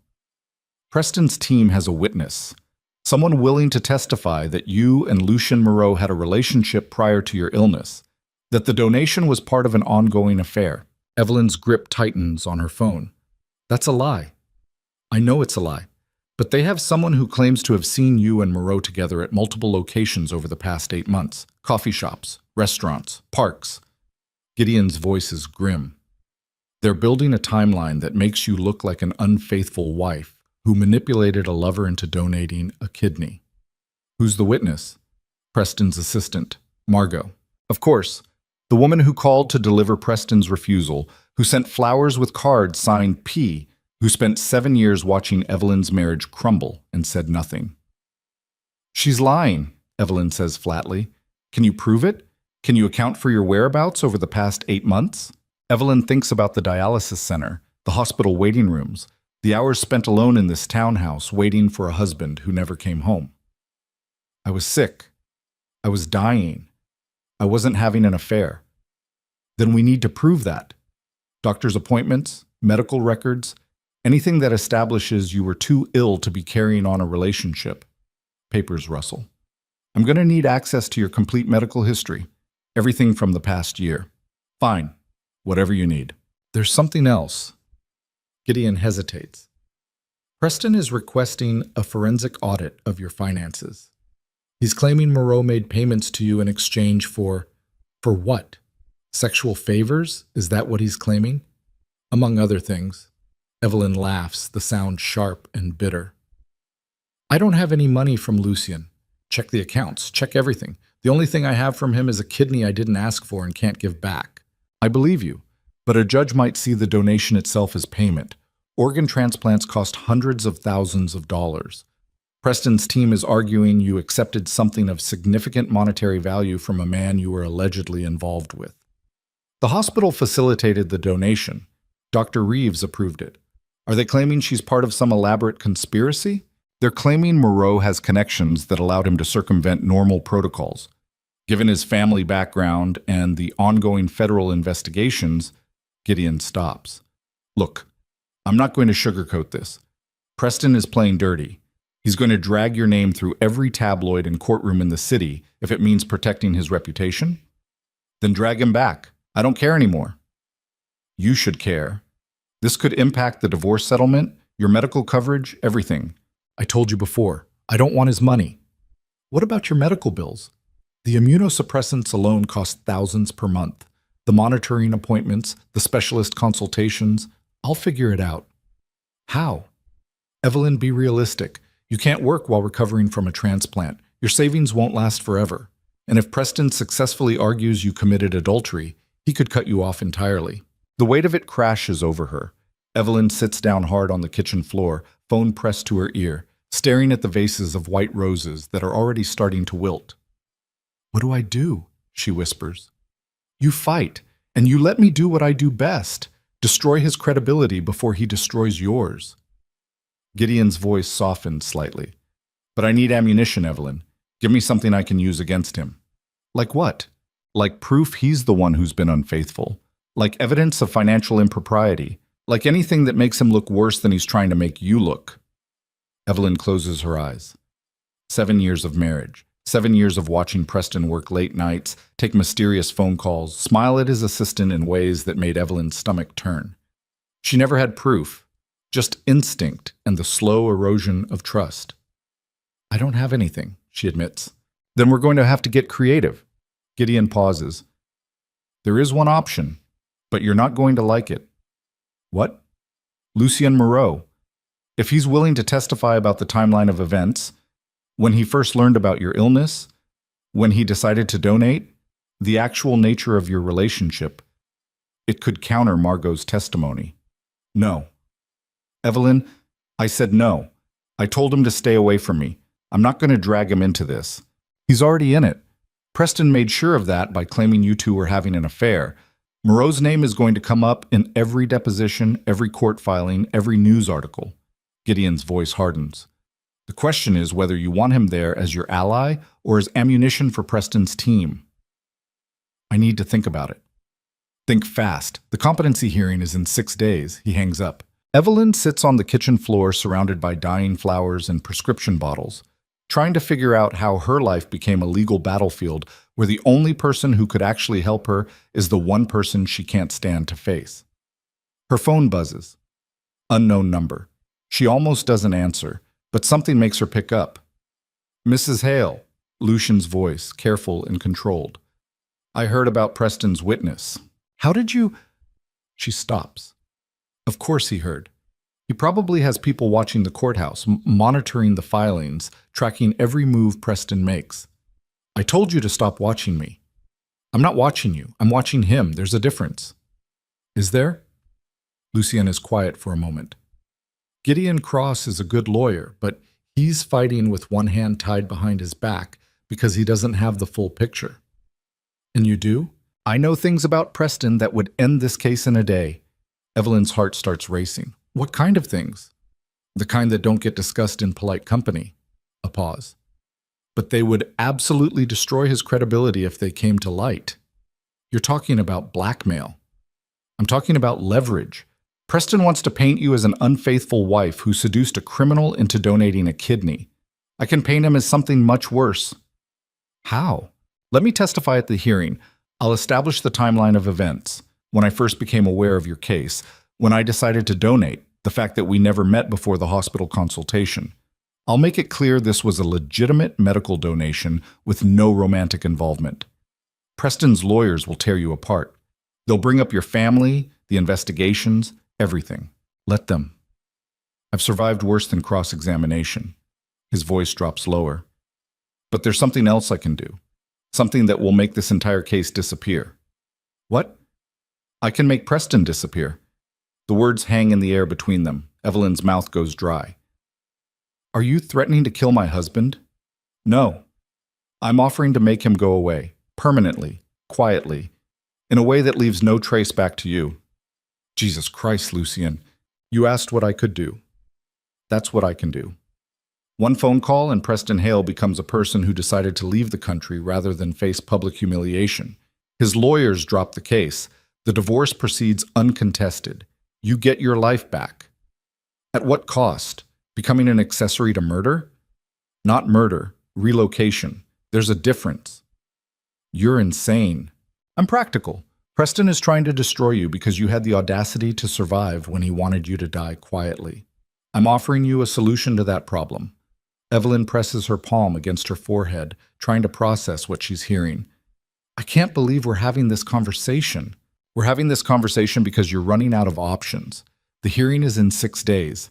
If Preston's witness is convincing, you could lose everything. Your medical coverage, your settlement, your credibility. Is that really how you want this to end?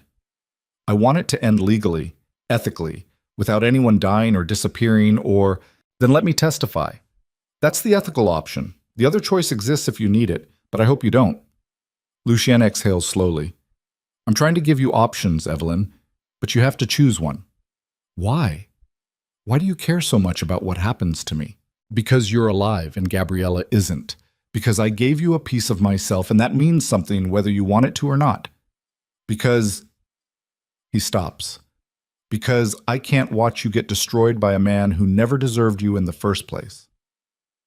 Evelyn thinks about Preston's cold detachment when she told him she was dying, about Margot's professional voice delivering his refusal to donate, about 7 years of being treated like an inconvenience instead of a partner.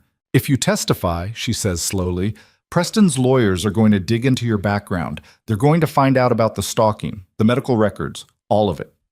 I know. And you're willing to admit to that under oath? If it helps you, yes. It won't help me. It'll make me look like a victim of your obsession instead of Preston's neglect. Then I'll make sure they understand the difference. I watched you because I recognized something in you that I saw in my sister, someone worth saving. Preston neglected you because he never saw you as a person at all. Lucien's voice is steady, certain. Let me do this. Let me be useful for once. Evelyn closes her eyes, feeling the weight of impossible choices pressing down on her. I need time. You have 6 days. That's not enough time. It's all the time we have. He hangs up. Evelyn sits in her kitchen until the sun sets and the townhouse fills with shadows. The roses on the counter have started to brown at the edges, petals falling like tiny surrenders. She thinks about Lucien's offer, testify or make Preston disappear, legal destruction or criminal intervention. Both options require trusting a man who violated every boundary she has. Both options require admitting she can't do this alone. Her phone rings again. This time it's Claire. Evelyn, are you okay? I saw the news about Preston's filing. I'm fine. You're not fine. Claire's voice breaks. This is so unfair. He's the one who refused to help you, and now he's claiming you had an affair? Margot is backing him up. She's willing to testify she saw me with Lucien. That's a lie. I know it's a lie. But she's his assistant. She has credibility. And Evelyn stops. I have a transplant from a man with mob connections who admitted to stalking me. Who do you think a judge is going to believe? Claire is quiet for a long moment. What are you going to do? I don't know. Can Lucien help? I know things are complicated, But he saved your life. Doesn't that count for something? It counts for everything and nothing at the same time. Evelyn stands, moving to the window. The street below is empty except for a black car parked 3 houses down. She's seen it there every night for the past week. I think he's still watching me. Who? Lucien? He says he's not. Says he's watching Preston, but there's a car outside my house that never leaves. Maybe you should talk to him, face to face. Figure out what you actually want from all this. I want my life back, the one I had before I got sick. That life was killing you, Evelyn. You were married to a man who didn't love you, living in a house that felt like a museum, pretending everything was fine while slowly dying inside. Claire's voice gentles. Maybe this is your chance to build something different, something real. With a criminal who stalked me, with someone who actually sees you, who cares enough to save your life even when it costs him everything. Claire pauses. I'm not saying what he did was right, but I am saying Preston spent 7 years not seeing you at all. Maybe it's time to stop punishing the person who finally did. After she hangs up, Evelyn stands at the window watching the black car until midnight. Around 12:30, a man gets out. Tall, broad-shouldered, moving with military precision. He walks the perimeter of her townhouse, checks the locks on the gate, then gets back in the car. Protection. Whether she asked for it or not. Evelyn texts the unknown number she knows is Lucien. Is that your man outside my house? The response comes immediately. Yes, he'll stay there until Preston's case is resolved. Non-negotiable. She should be angry. Should tell him to call off his guard dog, to stop inserting himself into her life without permission. Instead, she texts back, thank you. 3 dots appear, disappear, appear again. Finally, you're welcome. Evelyn turns off the lights and goes upstairs to bed, feeling slightly safer than she has in weeks. The competency hearing happens on a Tuesday morning in a courtroom that smells like old wood and broken promises. Evelyn sits beside Gideon at the defendant's table wearing a navy dress that used to fit before the transplant. Now it hangs loose, emphasizing the weight she's lost, the hollows under her eyes, the visible evidence of illness that Preston's lawyers will absolutely use against her. Across the aisle, Preston sits with his legal team looking polished and professional in a charcoal suit. He doesn't look at her. Hasn't looked at her once since she arrived. Margot sits in the gallery behind him, perfectly coiffed, hands folded in her lap like she's waiting for a business meeting instead of preparing to commit perjury. The judge, a woman in her 60s with steel gray hair and sharp eyes, calls the hearing to order. Preston's lead attorney stands. Her name is Victoria Chen, and she has a reputation for eviscerating witnesses with surgical precision. Your Honor, we're here today because my client has serious concerns about his wife's mental competency to proceed with divorce proceedings. Mrs. Hale recently underwent major surgery.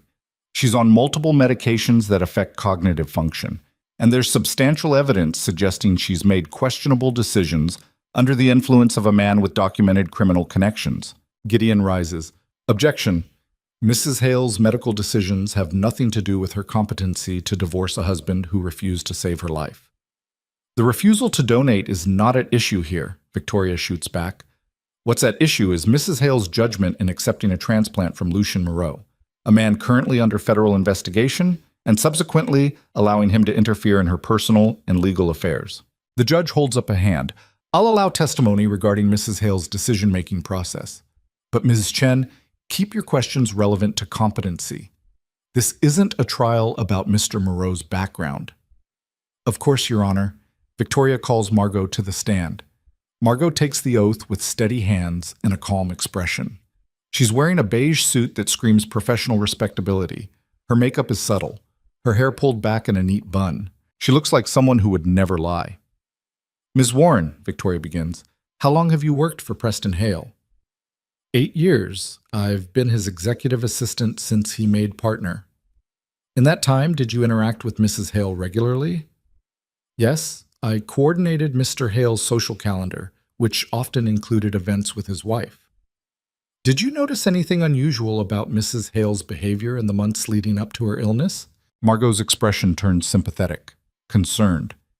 She seemed distant, distracted. She started canceling social engagements, showing up late to events, making excuses about feeling tired. Did you discuss this with Mr. Hale? I mentioned it a few times. He was concerned but attributed it to stress. Victoria moves closer to the witness stand. Ms. Warren, during this period, did you ever see Mrs. Hale with anyone other than her husband? Objection, Gideon says. Relevance? I'm establishing a pattern of behavior, Your Honor. The judge nods. I'll allow it. Answer the question, Ms. Warren. Margot takes a breath, like this is difficult for her. Yes. I saw Mrs. Hale with a man on several occasions, always in public places, coffee shops, restaurants. They seemed very familiar with each other. Evelyn's hands clench in her lap. Gideon puts a warning hand on her arm. Can you describe this man? Tall, dark hair with some gray, expensive clothes. He had an intensity about him, the kind of presence that makes people notice. Did you later identify this man? Yes. After Mrs. Hale's transplant, I saw his photo in the hospital records. It was Lucien Moreau. Murmurs ripple through the courtroom. The judge bangs her gavel. And how many times did you see Mrs. Hale with Mr. Moreau? At least 5 times over approximately 6 months, maybe more. Did they appear to be having an affair? Objection! Gideon is on his feet. Speculation. Sustained.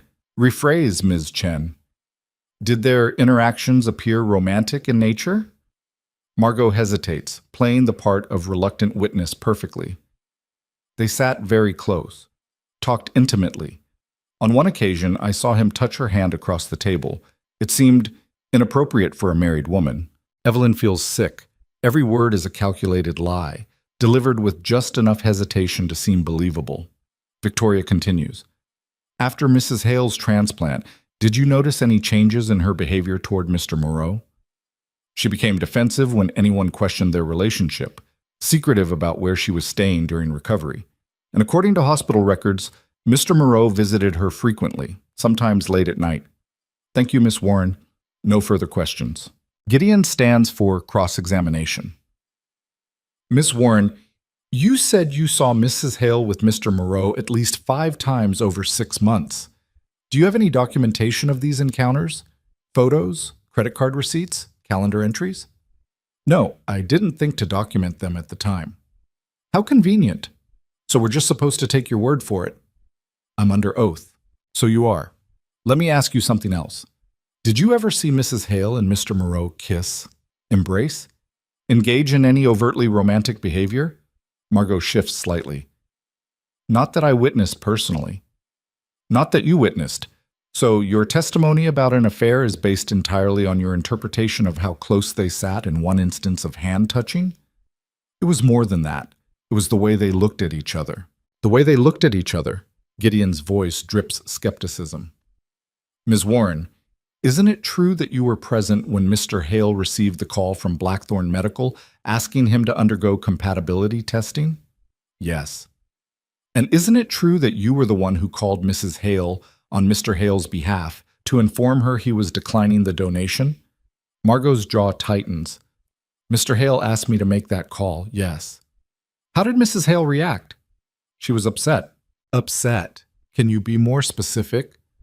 She started crying, asked if I was sure, said she didn't understand. And how did you feel, Ms. Warren, delivering that message to a dying woman?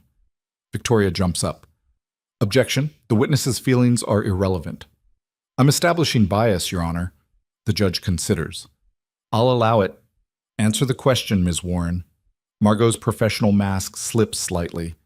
I felt terrible, but it wasn't my decision to make. No. It was Mr. Hale's decision.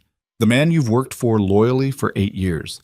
The man whose career advancement depends on maintaining his reputation. Gideon leans against the witness stand.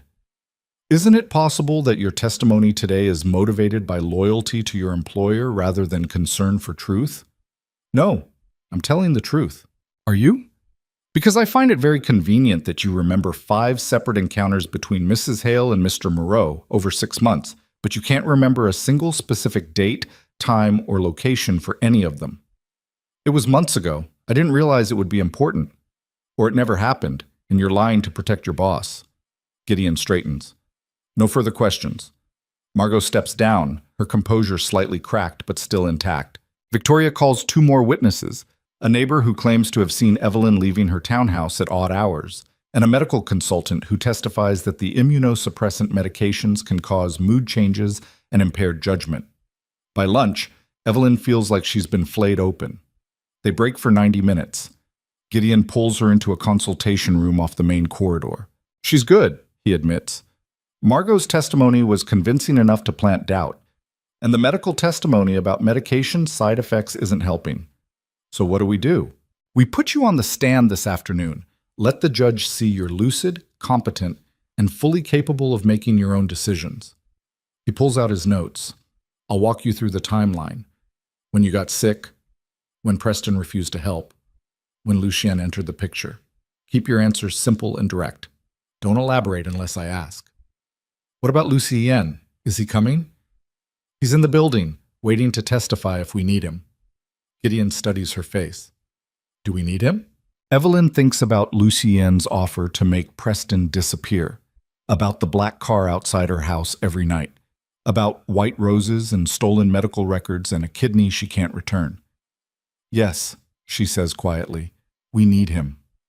The afternoon session opens with Evelyn on the stand. Gideon walks her through the basics, her diagnosis, Preston's refusal, the transplant process. She keeps her voice steady, her answers factual. Across the courtroom, Preston watches with cold calculation. Then Victoria Chen stands for cross-examination. Mrs. Hale, you testified that you first met Lucien Moreau at the hospital consultation. Is that correct? Yes. You had never encountered him before that day? Evelyn's pulse spikes. Not that I'm aware of. Not that you're aware of. Interesting phrasing. Victoria pulls out a document. Mrs. Hale, do you remember attending the Children's Hospital Gala last April? Yes, I went with my husband. Did you speak with anyone at that event other than your husband? I spoke with several people. It was a fundraiser. Did you speak with Lucien Moreau? Evelyn's mind races. The gala. 8 months ago. She remembers the ballroom, the champagne, Preston ignoring her while networking with partners. She remembers feeling invisible. She doesn't remember Lucy. N. I don't recall speaking with him specifically. You don't recall, but it's possible you did. It's possible. I met many people that night. Victoria pulls out a photograph. Your Honor, I'd like to enter this as evidence. The judge nods. Victoria approaches the stand and hands Evelyn the photo. Can you identify the people in this image? Evelyn's stomach drops. The photo shows the gala ballroom. In the foreground, partially obscured by other guests, she can see herself talking to someone. The angle makes it hard to identify the person, but there's definitely a man, tall, dark-haired, standing close to her. That's me, Evelyn says carefully. And the man you're speaking with? I can't tell from this angle. Can't tell or won't tell. Victoria takes the photo back. Mrs. Hale, our photo analysis expert has identified this man as Lucien Moreau. You were photographed having what appears to be an intimate conversation with him 8 months before your transplant, 8 months before you claim to have first met him. If that's him in the photo, I don't remember the conversation. How convenient. Objection, Gideon calls. Argumentative. Sustained. But the damage is done. Evelyn can see the judge's expression shifting, doubt creeping in. Victoria continues, Mrs. Hale, how do you explain the fact that Lucien Moreau, a man allegedly unknown to you, had access to your private medical records before your transplant? Evelyn's mouth goes dry. I don't know how he accessed them. You don't know, but you accepted a kidney from a man who violated your privacy in order to insert himself into your medical care. Does that sound like the decision of someone thinking clearly? He saved my life. Did he? Or did he manipulate a vulnerable woman into accepting something she might later regret? Victoria leans against the witness stand. Mrs. Hale, have you had any contact with Mr. Moreau since your discharge from the hospital? Evelyn thinks about the flowers, the texts, the guard outside her house. He sent me flowers. How many times? Every day for 2 weeks. And you allowed this despite claiming you wanted nothing to do with him? I didn't ask for the flowers. But you accepted them, kept them, put them in vases in your kitchen. Victoria pulls out more photos, surveillance images of Evelyn bringing in the roses, arranging them on her counter. These photos were taken by a private investigator my client hired. They show you receiving gifts from Mr. Moreau and displaying them in your home. Does that look like a woman who wants to be left alone? Objection, Gideon is shouting now. The flowers are irrelevant. They're absolutely relevant, Victoria cuts in. They show a pattern of continued contact between Mrs. Hale and Mr. Moreau, despite her claims otherwise. They show someone whose judgment regarding this man is clearly compromised. The judge holds up a hand. I'll allow it. Mrs. Hale, answer the question. Evelyn grips the edge of the witness stand. I kept the flowers because she stops. Why did she keep them? Because throwing them away felt cruel? Because they were beautiful? Because some part of her understood what they represented? Because I didn't know what else to do with them, she finally says. You didn't know what else to do. You could have refused delivery, thrown them away, called Mr. Moreau and told him to stop. Victoria's voice sharpens. But you didn't. Because despite everything you claim about wanting distance, you continue to accept his attention, his protection, his involvement in your life. It's exactly what's happening, Mrs. Hale. And it raises serious questions about your judgment and mental competency to proceed with these divorce proceedings. Victoria returns to her table, leaving Evelyn shaking in the witness stand. Gideon calls Lucien next. The courtroom goes silent when he walks in. He's wearing a black suit that probably costs more than the judge's monthly salary, moving with that controlled precision that makes people instinctively nervous. He takes the oath with steady hands and sits in the witness stand like he owns it. Victoria Chen looks at him the way someone might look at a bomb that could detonate any moment. Gideon begins. Mr. Moreau, can you tell the court how you first became aware of Mrs. Hale's medical situation? I saw her at a fundraiser last spring. She looked unwell. I made some inquiries through medical contacts and learned she was experiencing kidney failure. His voice is calm, factual. I'd been on the donor registry since my sister died. I asked to be tested for compatibility. And when did you first actually meet Mrs. Hale face to face? At the hospital consultation before the transplant. That was our first direct interaction. So Miss Warren's testimony about seeing you together multiple times over 6 months is either mistaken or deliberately false. I observed Mrs. Hale from a distance. I never approached her. We never had coffee. We never touched hands across a table. Lucien's gray eyes are ice. I watched her because I recognized someone who needed help, but we had no relationship prior to the transplant. Victoria stands for cross-examination. Mr. Moreau, you admit to watching Mrs. Hale without her knowledge or consent. Is that correct? Yes. And you admit to accessing her private medical records? Yes. Would you say that behavior is normal? No, but neither is watching someone die because the system fails them. So you appointed yourself her savior without her knowledge, without her permission. Lucien leans forward slightly. I gave her a kidney, Ms. Chen, not a prison sentence. If she wants to reject the organ, that's her choice. But she's alive to make that choice, which she wouldn't be without my intervention. Your intervention, is that what you call stalking? I call it recognizing someone who needed help and having the resources to provide it. Victoria pulls out a thick file. Mr. Moreau, are you currently under federal investigation for racketeering, money laundering, and conspiracy? Yes. Have you ever been convicted of a crime? No. Have members of your family been convicted of crimes? Yes. And yet you expect this court to believe your intentions toward Mrs. Hale were purely altruistic? Lucien's expression doesn't change. My intentions were complicated, but the outcome is simple. She's alive. That's all that matters. Is it? Because from where I'm sitting, it looks like you inserted yourself into a vulnerable woman's life, manipulated her medical care, and now maintain surveillance over her under the guise of protection. Victoria's voice cuts like a blade. That's not altruism, Mr. Moreau. That's control. If I wanted to control her, I would have demanded something in return for the kidney. I didn't. I gave it freely and asked for nothing, except access to her life, except the ability to watch her, follow her, send her gifts whether she wants them or not. I'm protecting her from a man who's trying to destroy her reputation because she had the audacity to survive his abandonment. Lucien's voice drops lower, more dangerous. Preston Hale refused to save his wife's life. Then he showed up at the hospital to intimidate her while she was recovering from surgery. And now he's trying to paint her as mentally incompetent because she chose survival over loyalty to a man who never deserved it. You're not here to editorialize about Mr. Hale. No, I'm here to tell the truth.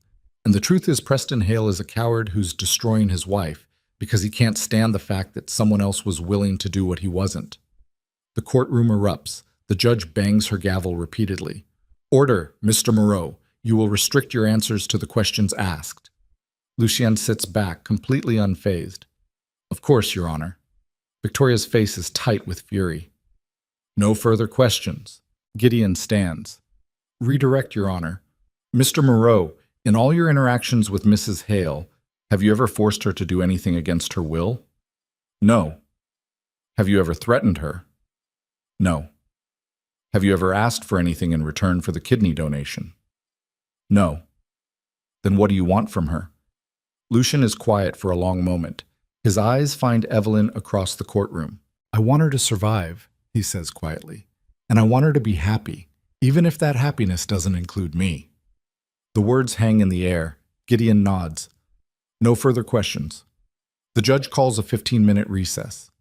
Evelyn escapes to the bathroom, locking herself in a stall while her hands shake uncontrollably. She can hear other people coming and going, heels clicking on tile, water running, conversations about cases and calendars and normal things. She leans her forehead against the cold metal door and tries to breathe. When she finally emerges, Lucien is waiting in the hallway outside. You shouldn't be here, she says. I know. Victoria Chen is going to use everything you said against me. Let her. He takes a step closer. Evelyn, I need to tell you something before we go back in there. What?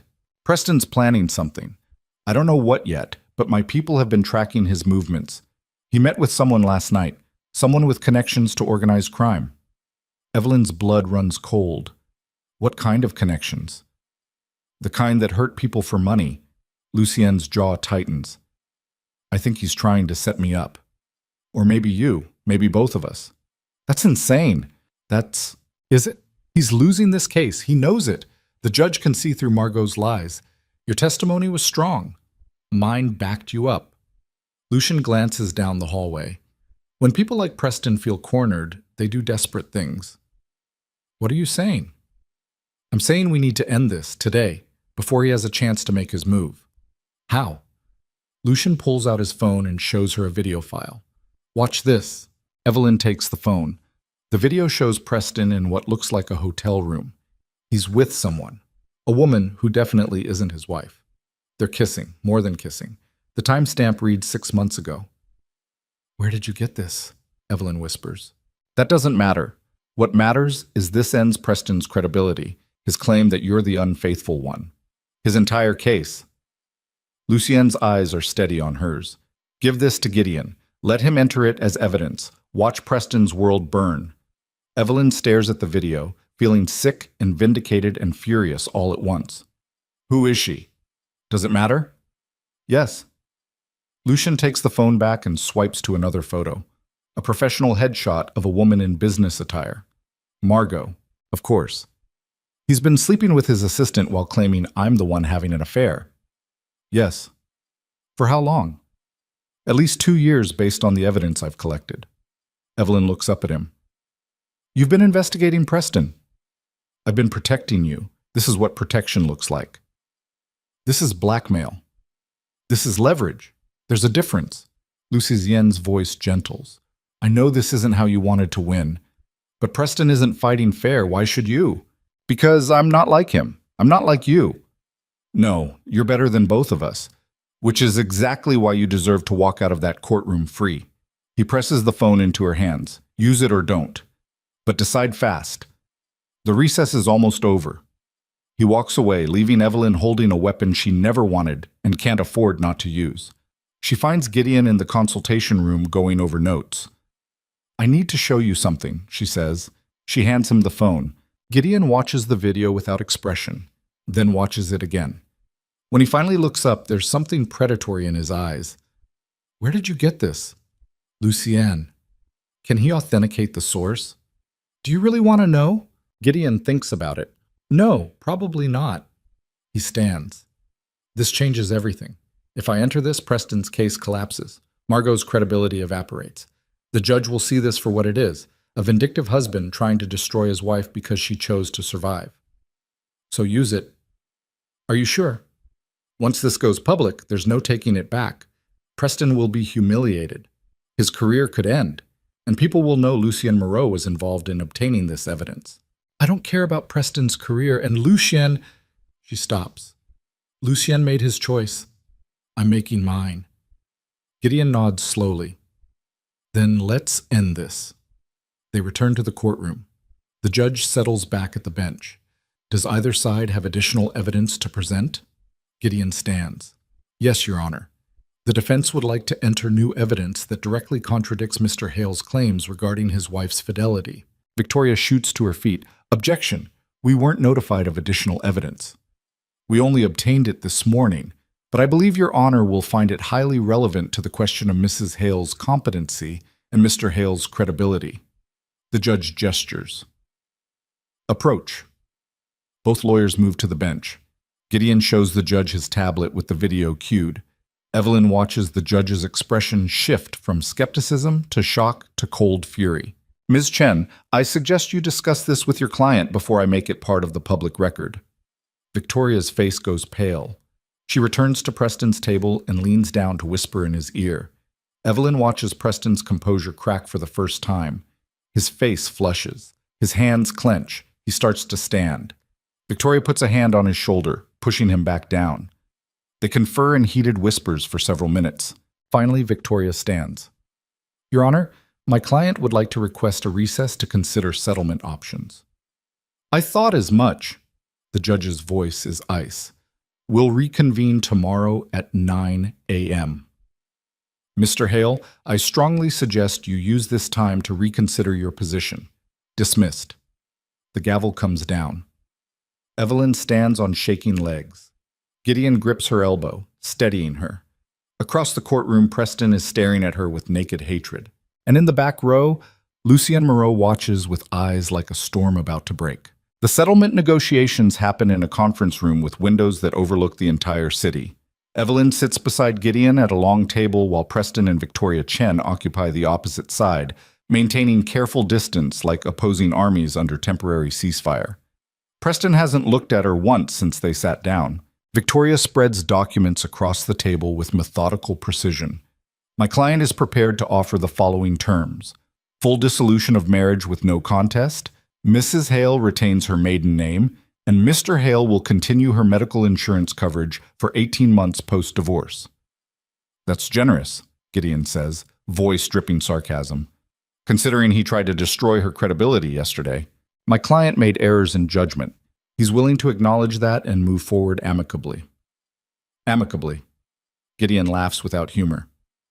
Your client refused to donate a kidney to his dying wife, then accused her of adultery with the man who actually saved her life. There's nothing amicable about any of this. Preston finally speaks, his voice tight. I want this over. Today. No more hearings, no more testimony, no more... He stops, jaw working. No more public humiliation. Evelyn watches him struggle with the words. 7 years of marriage, and she's never seen Preston Hale humiliated before. He's always been the one in control, the one calling shots, the one who walked away unscathed while others burned. The video, Preston says quietly. Where did it come from? Does it matter? Evelyn asks. His eyes finally meet hers across the table. Was it him? Moreau? Yes. How long has he been watching me? Longer than either of us knew. Preston's hands clench on the table. He had no right. You had no right to refuse to save my life and then drag my name through the courts when I chose to survive anyway. Evelyn's voice stays level, calm. But here we are. Victoria clears her throat. Perhaps we should focus on the settlement terms, rather than assigning blame. There's plenty of blame to go around, Gideon says.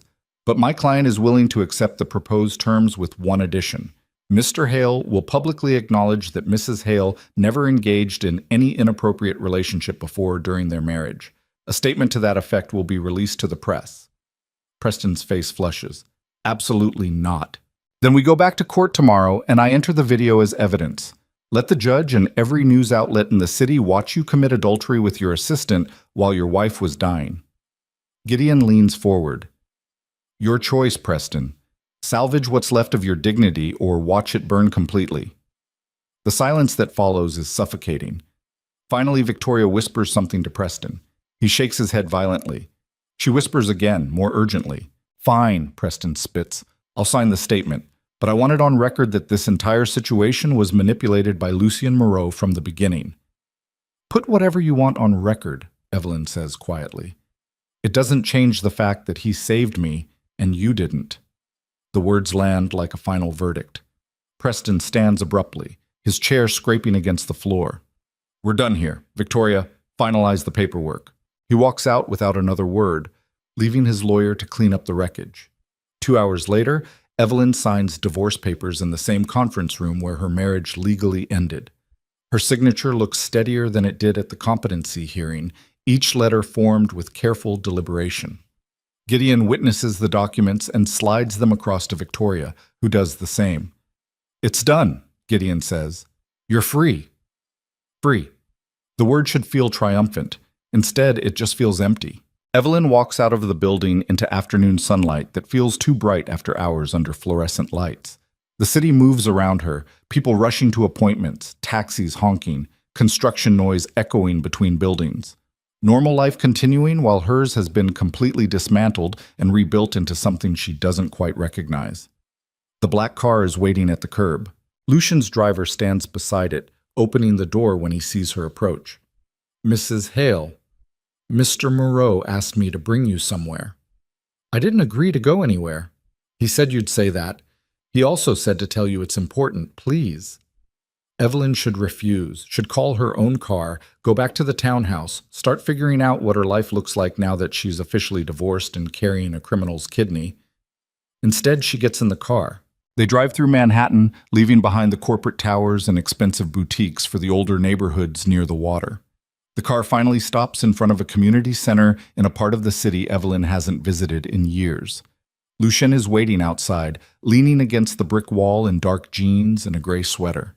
He looks tired, like he hasn't slept since the hearing. You came, he says when she gets out. Your driver was very persuasive. He's good at his job. Lucien pushes off the wall. There's something I want to show you, if you're willing. What is it? Trust me for 5 minutes. That's all I'm asking. Evelyn follows him into the community center, through hallways covered with children's artwork and motivational posters. The building smells like industrial cleaner and hope.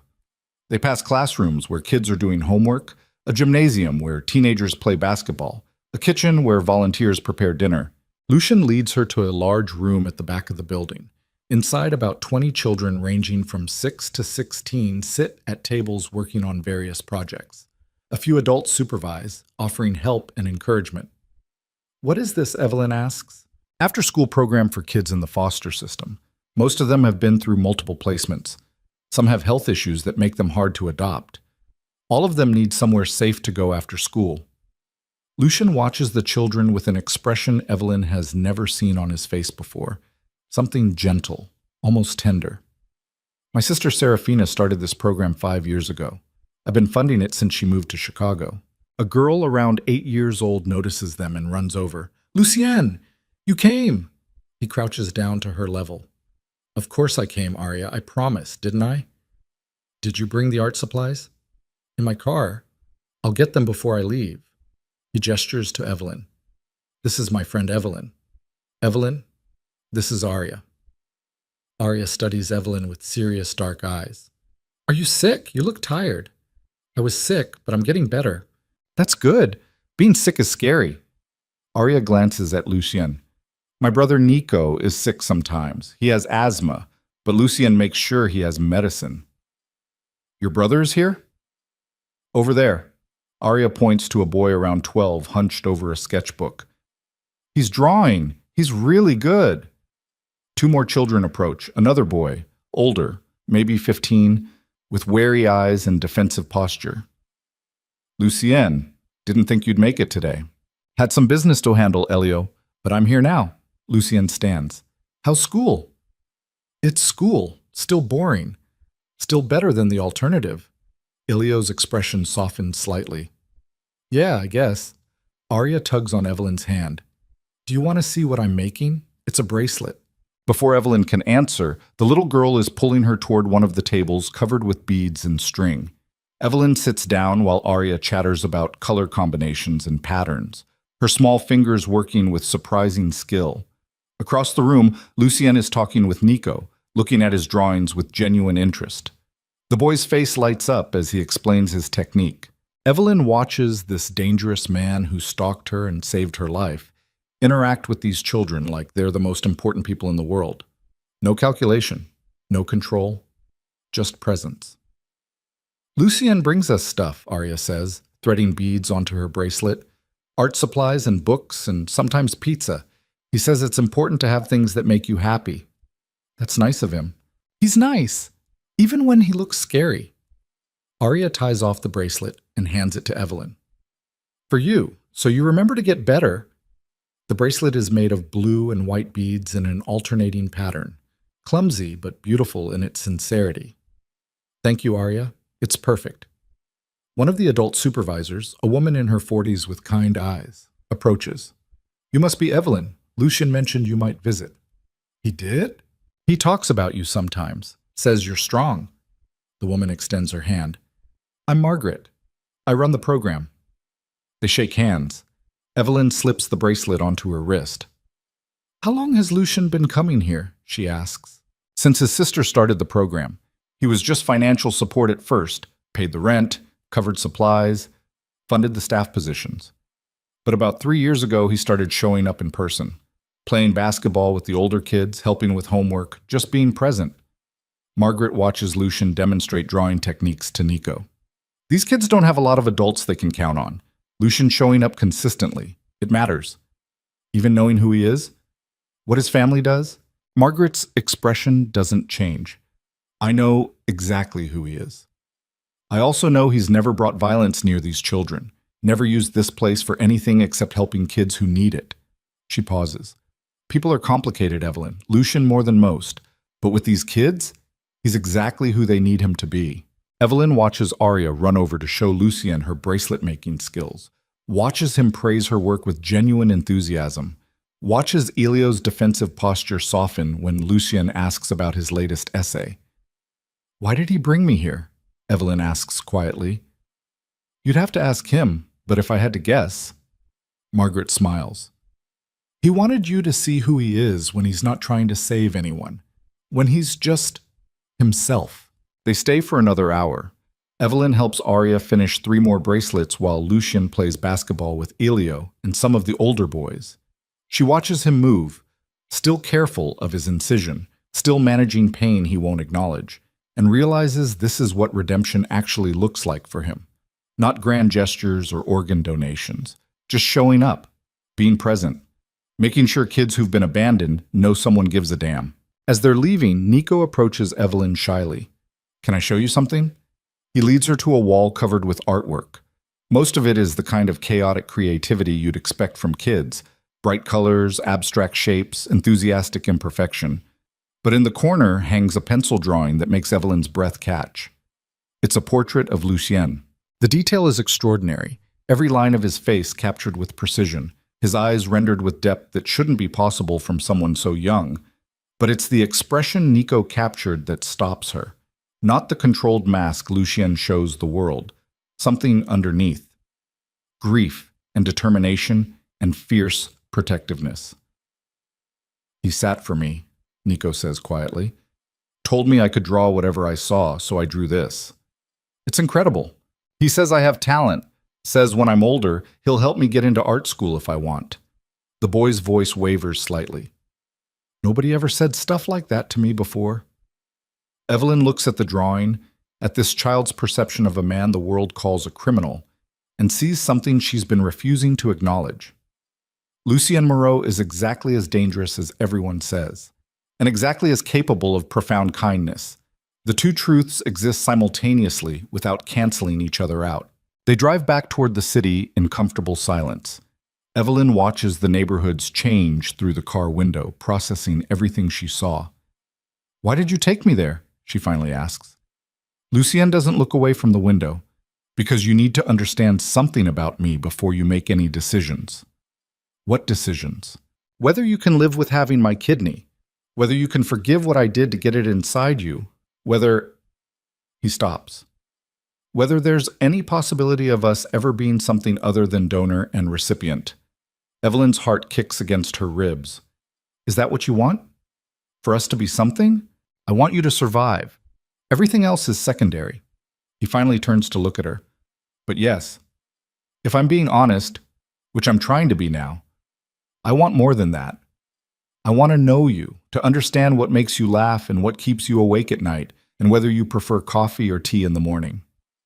"That's not love, Lucien. That's curiosity." "Maybe. Or maybe it's the beginning of something that could become love if you let it." His voice drops lower. "I know what I did was wrong. I know I violated your privacy and your autonomy and every ethical boundary that exists. I can't undo that. But I can promise that from this moment forward, I will never lie to you again, never watch you without your knowledge, never make decisions about your life without your consent. Except you can't promise that, because your kidney is inside me. You're already making decisions about my life just by existing. Then tell me what you need. Set the boundaries. I'll follow them." Evelyn studies his face in the fading afternoon light. "What if what I need is for you to disappear completely? No guards outside my house, no flowers, no check-ins through Gideon or Dr. Reeves, just gone." The pain that crosses Lucien's face is so raw it hurts to witness. "Then I'll disappear," he says quietly. But the financial support continues. Medical bills, living expenses, legal fees, everything gets handled. You'll never see me, never hear from me, but you'll never have to worry about money while you're recovering. I don't want your money. I don't care what you want regarding money. You have my kidney. That makes your well-being my responsibility whether you like it or not." His jaw tightens. "You can hate me, Evelyn. You can never speak to me again, but I will not let you suffer financially because of pride. That's still control. No. It's consequence. I saved your life. Now I have to live with knowing you might spend the rest of that life hating me for how I did it." He looks away. "I can live with that, as long as you're alive to hate me." The car pulls up to Evelyn's townhouse. The street is quiet, normal, with no reporters or black surveillance vehicles. "The guard," Evelyn says. "He's gone? I pulled him this morning. After the settlement was finalized, you didn't need protection from Preston anymore." Lucien's voice is carefully neutral. "If you want security reinstated, just call. Otherwise you're respecting my boundaries." "I'm trying to." Evelyn sits in the car, hand on the door handle, trying to figure out what she actually wants. The townhouse waits for her, empty, silent, filled with the ghosts of a marriage that never should have happened. She could go inside, close the door, start rebuilding a life that belongs only to her. Or she could do something terrifying and honest. "Come inside," she says. Lucien's eyes widen slightly. "What?"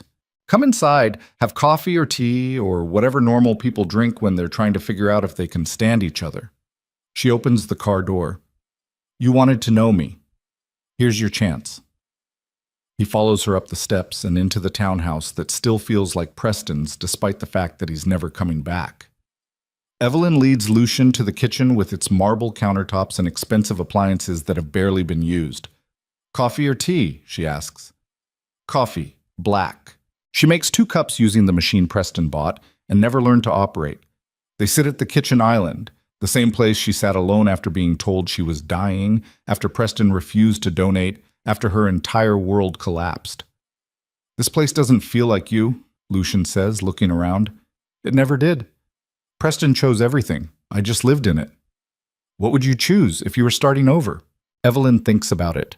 Smaller windows that actually open, bookshelves, a kitchen I'd want to cook in instead of one designed for photographing. She sips her coffee. Somewhere that feels like home instead of a museum. "Sell it. Buy something that's yours." "With what money?" "The settlement gives me 18 months of medical coverage, but nothing else. This townhouse has Preston's name on the deed." Then you'll stay at my place until you figure out next steps. Lucien, I have 4 properties in the city. You can have whichever one you want. I'll stay somewhere else. He sets down his cup. You need a safe place to recover. Let me provide that. No strings, no expectations, just a roof and privacy. Why do you keep doing this, offering me things I didn't ask for? Because you shouldn't have to ask. Because you were married to a man who made you beg for basic decency, and I refuse to be another person in your life who makes you earn what you deserve. The words hit harder than any declaration of love could have. Evelyn traces the rim of her coffee cup. The children at the community center, Aria, Nico, Elio, what happens to them? They age out of foster care eventually. Some get adopted, most don't. Lucien's expression darkens. The system fails them the same way it fails everyone who needs it most. And you're trying to fix that? I'm trying to make sure they have somewhere safe while the system figures its shit out. It's not fixing anything. It's just triage. Triage? Evelyn almost laughs. That's what the transplant was too, wasn't it?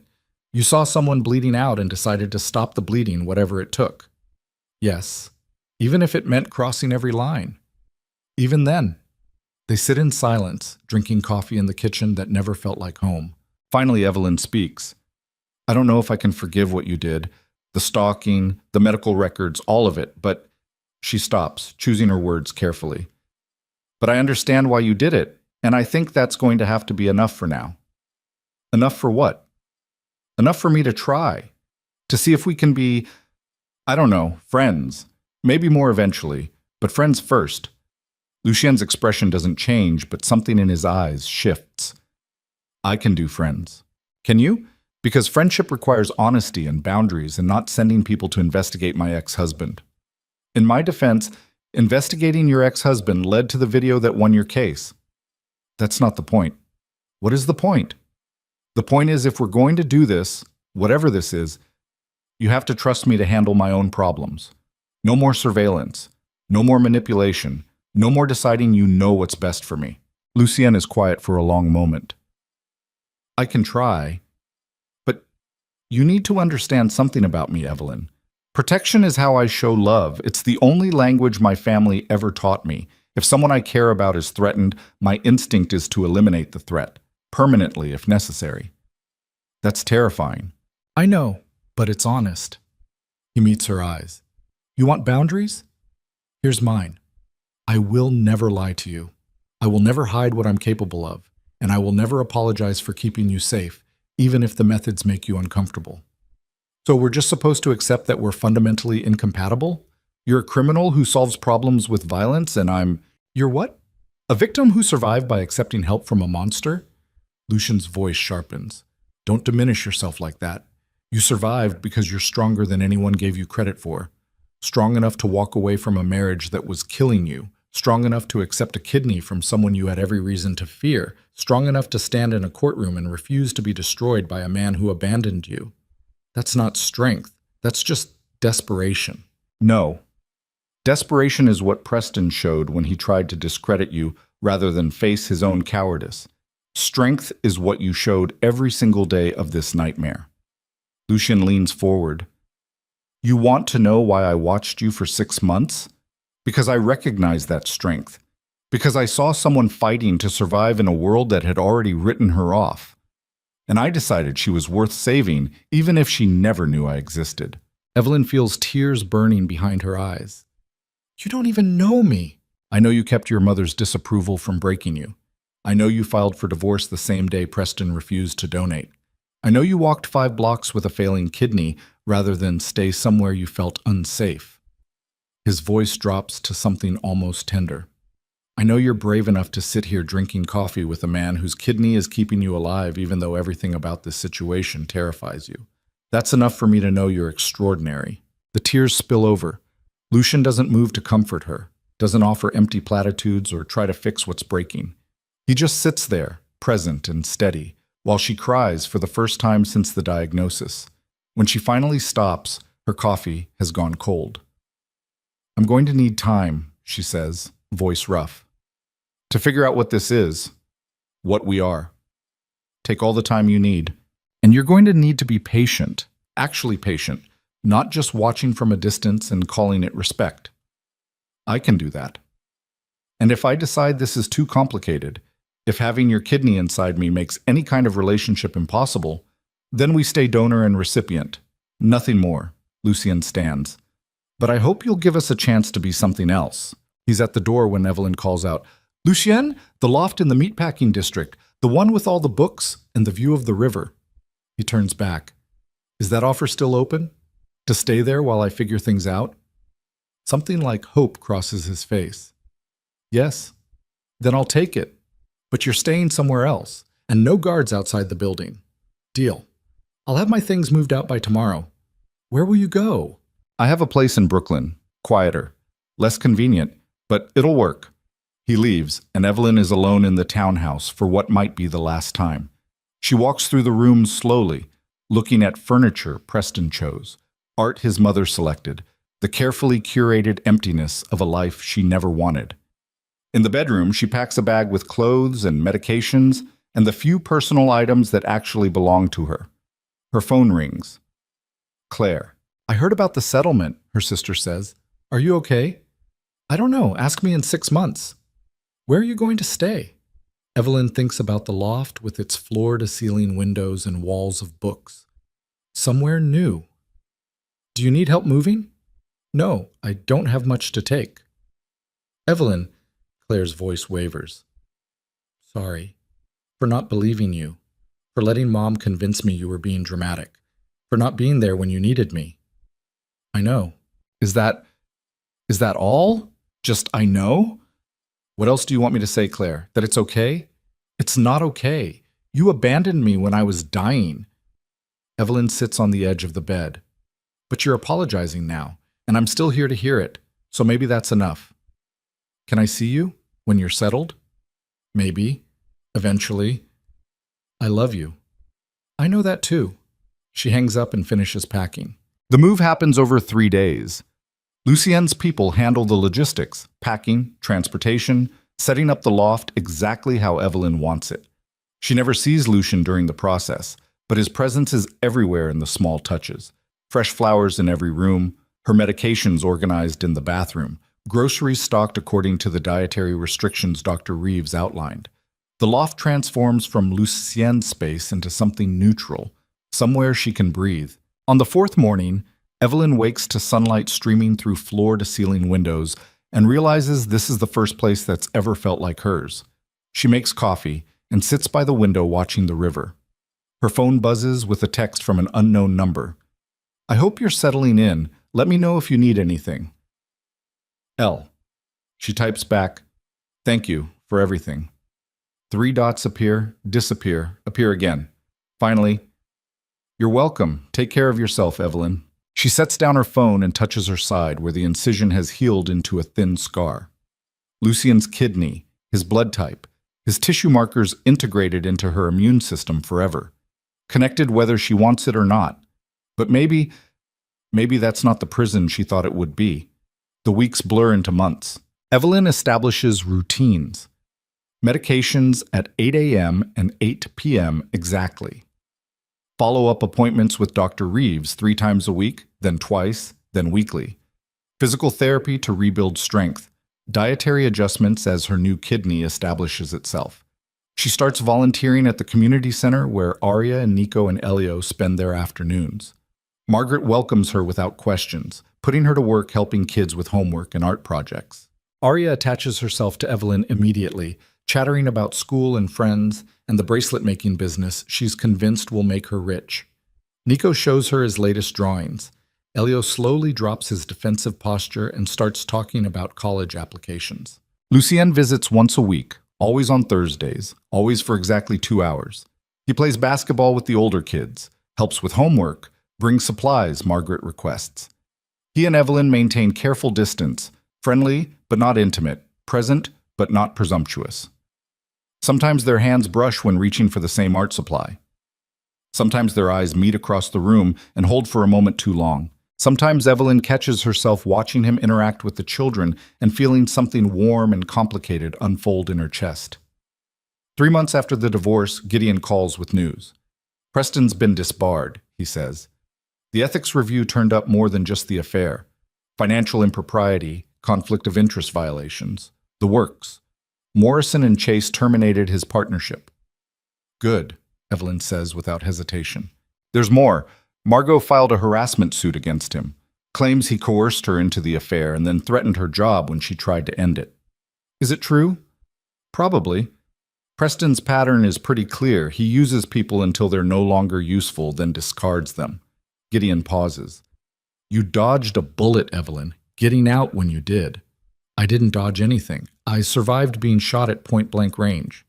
Fair enough. After she hangs up, Evelyn sits with the news. She should feel vindicated, should feel some satisfaction that Preston's world collapsed the way he tried to collapse hers. Instead, she just feels tired. She texts Lucian. Preston was disbarred. The response comes quickly. I know. Are you okay? I don't know what I am. That's okay. You don't have to know yet. Can I see you? Not at the community center. Somewhere else. A long pause. There's a place I go sometimes, when I need to think. I'll send you the address. The address leads to a small park overlooking the East River. Evelyn finds Lucian sitting on a bench watching the water, hands in his pockets, looking more relaxed than she's ever seen him. She sits beside him without speaking. They watch the river in comfortable silence for several minutes. I used to come here with Gabriella, Lucian finally says. When she was sick, when the hospitals got too suffocating, we'd sit right here and she'd talk about all the things she wanted to do when she got better. Like what? Travel, learn to paint, fall in love, all the normal things people take for granted. His voice roughens. She never got to do any of it. The transplant list was too long. Her time was too short. I'm sorry. Don't be. Being sorry doesn't bring her back. He looks at Evelyn. But saving you, that felt like honoring her somehow, like proving that sometimes people do get second chances, even if it meant crossing every ethical line to make it happen. Even then, Evelyn leans back against the bench. Preston's disbarment. Did you have anything to do with that? No, that was all him. I just made sure the ethics committee had access to information they should have found themselves. That's still interference. That's justice. There's a difference. Is there? You seem very comfortable deciding what justice looks like for other people. Lucienne turns to face her fully. You're right. I do decide. Because I have the resources and connections to make things happen that other people can't. Is that fair? No. But neither is a system that protects men like Preston while abandoning women like you. So you appointed yourself judge and executioner. I appointed myself someone who gives a damn. His voice hardens. Preston Hale refused to save his dying wife and then tried to destroy her when she survived anyway. If the legal system had actually worked, he would have faced consequences years ago, but it didn't work. So I made sure he faced them anyway. What about Margot? Did you encourage her to file the harassment suit? I provided her with legal resources and protection. What she chose to do with them was her decision. Evelyn studies his profile, the sharp angles of his face, the careful control he maintains even in moments like this. You're not going to stop, are you? Protecting me, interfering, making decisions you think are in my best interest. Probably not. But I can be more transparent about it. Tell you what I'm doing before I do it. Let you weigh in on the decisions that affect you directly. That's still not equal partnership. No, but it's better than lying to you. He meets her eyes. I told you protection is how I show love. This is what that looks like. If it's too much, if you can't live with someone who operates this way, tell me now. Evelyn thinks about the past 4 months. The loft he gave her without conditions. The guard he pulled when she asked. The careful distance he's maintained while still showing up consistently at the community center. The way he's actually tried, to respect her boundaries even when his instinct is to control everything. It's too much, she says quietly. But I think I can live with it anyway. Why? Because underneath all the control and interference and criminal activity, you're the first person in my life who's ever actually seen me. Not as an obligation or a trophy or a problem to manage, just me. She touches the bracelet Arya made her, still on her wrist after months. And because you show up. For these kids, for me, for everyone you decide is worth protecting. You show up, and you stay even when it's complicated. Lucian's carefully maintained control cracks slightly. I don't know how to be someone who doesn't interfere. My entire life has been about controlling situations before they control me. Then we'll figure it out together. You learn to back off. I learn to ask for help when I need it. She shifts closer. Neither of us has to be perfect. We just have to be honest. I can do honest. Can you? Because honest means telling me when you're planning to investigate someone on my behalf, asking before you send financial support, actually consulting me instead of deciding you know what's best. That's going to be hard for me. I know, but if we're going to try this, actually try being something more than donor and recipient, you have to trust me to make my own choices, even the ones you disagree with. Lucien is quiet for a long moment, watching the river move past. What if your choices lead you somewhere dangerous? Then you can offer guidance, but you can't force protection on me. That's not love, Lucien, that's possession. What is love then? According to you? Evelyn considers this. Love is trusting someone enough to let them make mistakes, to let them fall and pick themselves up instead of catching them every time, to be present without being controlling. That sounds terrifying. It is, but so is the alternative, being so afraid of loss that you strangle everything you try to hold on to. He reaches over slowly, giving her time to pull away, and takes her hand. His fingers are warm, slightly rough, completely steady. I'm going to fail at this, he says quietly. I'm going to overstep and interfere and make decisions without consulting you. It's who I am. I know. And I'm going to pull away sometimes. I'm going to need space and independence and proof that I can survive without someone watching my every move. It's who I am. So we're fundamentally incompatible. Maybe. Or maybe we balance each other out. She squeezes his hand. You keep me safe. I keep you human. We both try not to destroy each other in the process. Lucien laughs, the sound surprised and genuine. That's the least romantic declaration I've ever heard. Good. Because romance isn't what either of us needs right now. We need honesty and boundaries and time to figure out if this thing between us is real or just trauma bonding. And if it's just trauma bonding, then we stay friends. You keep funding the community center. I keep volunteering there. We coexist peacefully with your kidney inside me, and nothing more complicated than that. And if it's real, Evelyn turns to look at him fully. Then we take it slow. We date like normal people. We argue about things that matter and compromise when we can. We build something that's ours instead of something born from crisis. I don't know how to be normal. Neither do I. Preston's version of normal nearly killed me. She lifts their joined hands. So maybe we make our own version, something honest and complicated and real. Lucienne brings her hand to his lips, pressing a kiss to her knuckles that feels more like a promise than any words could be. I can try that. They sit by the river until sunset paints the sky in shades of amber and violet. When they finally stand to leave, Lucienne keeps hold of her hand. Where to? He asks. Nowhere. Everywhere. I don't know. Evelyn smiles. Somewhere we can get dinner and talk about something other than kidneys and divorce and criminal empires. I'm not sure I have much else to talk about. Then I'll teach you, starting with the fact that I prefer tea over coffee in the morning, and I've been lying about it for months. He looks genuinely surprised. Why would you lie about that? Because you drink coffee, and I was trying to find common ground. We have a kidney in common. We have honesty in common. We have trauma and survival, and these ridiculous kids at the community center in common. He pulls her closer. We don't need to fake preferences to have enough in common. Good, because I also hate the color scheme in the loft. Too much white makes me nervous. Then change it. It's yours. Not mine, yours. I'm just borrowing it. Evelyn? He stops walking, turning to face her in the fading light. Everything I have is yours if you want it. The loft, the resources, the protection. All of it. Not because you need saving, but because you're the first person in my life I want to give things to without calculating what I get in return. That's terrifying for you. Yes. Good, be terrified. It means you're doing something real for once. They walk through the city as evening settles over Manhattan. Not toward the loft or Lucian's Brooklyn apartment or anywhere specific. Just walking, hands linked, two people who survived their own catastrophes and somehow found each other in the wreckage. 6 months later, Evelyn stands in the community center watching Aria practice for the talent show. The girl is chosen to perform a song about surviving hard things, her small voice surprisingly strong. Nico sits beside Evelyn sketching the performance. His drawings have gotten even better, each line more confident than the last. Lucien enrolled him in weekend art classes, and the kid has flourished. Elio got into 3 colleges. He's chosen the one in Boston that offered the best financial aid package. Lucien's paying the difference without Elio knowing the source.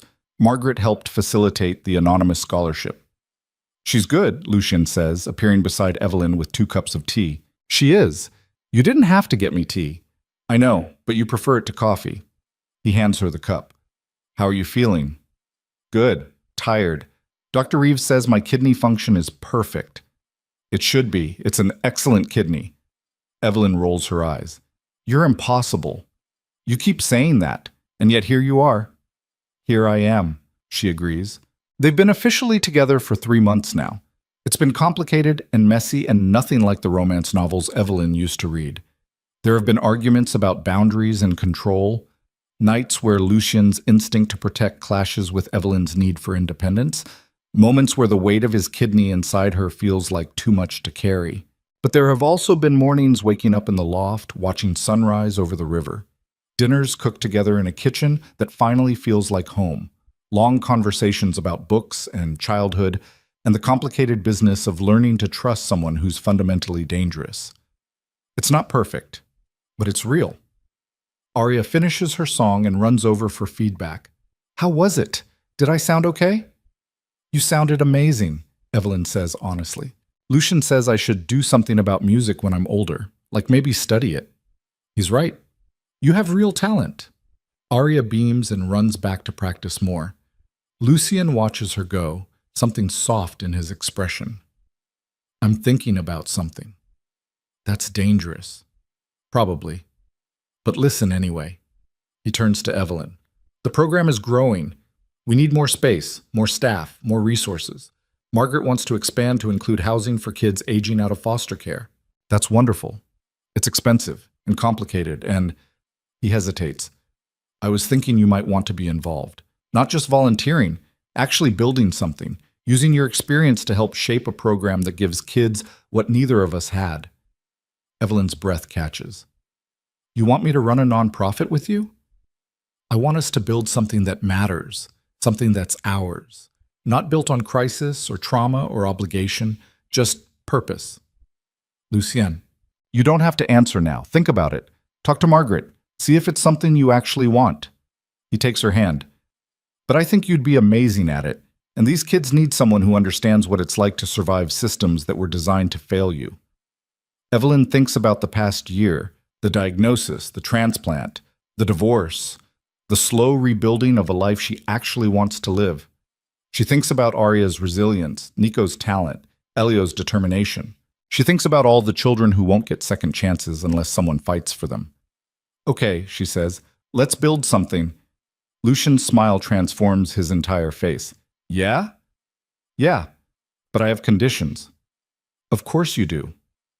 "I make decisions about programming and staffing. You handle finances and logistics. We consult on major choices. And you don't get to override me just because you're worried about something." "Those are good conditions." "You agree to all of them?" "I agree to try, which is all I can promise." Evelyn kisses him, quick and certain, and in full view of the entire community center. Several kids cheer. Margaret smiles from across the room. When they break apart, Lucien is grinning like an idiot. "What?" Evelyn asks. "Nothing, just, you kissed me first, in public. That's progress. Don't make me regret it. Too late. I'm keeping this victory forever." They stand together watching the children practice and plan and dream about futures that suddenly feel possible. Outside, the city moves through its rhythms. Inside, something new is being built from the wreckage of what came before. Evelyn touches her side where the scar has faded to a thin line, a reminder of how close she came to dying, of the stranger who saved her for all the wrong reasons that somehow became all the right ones. She'll carry Lucien's kidney for the rest of her life.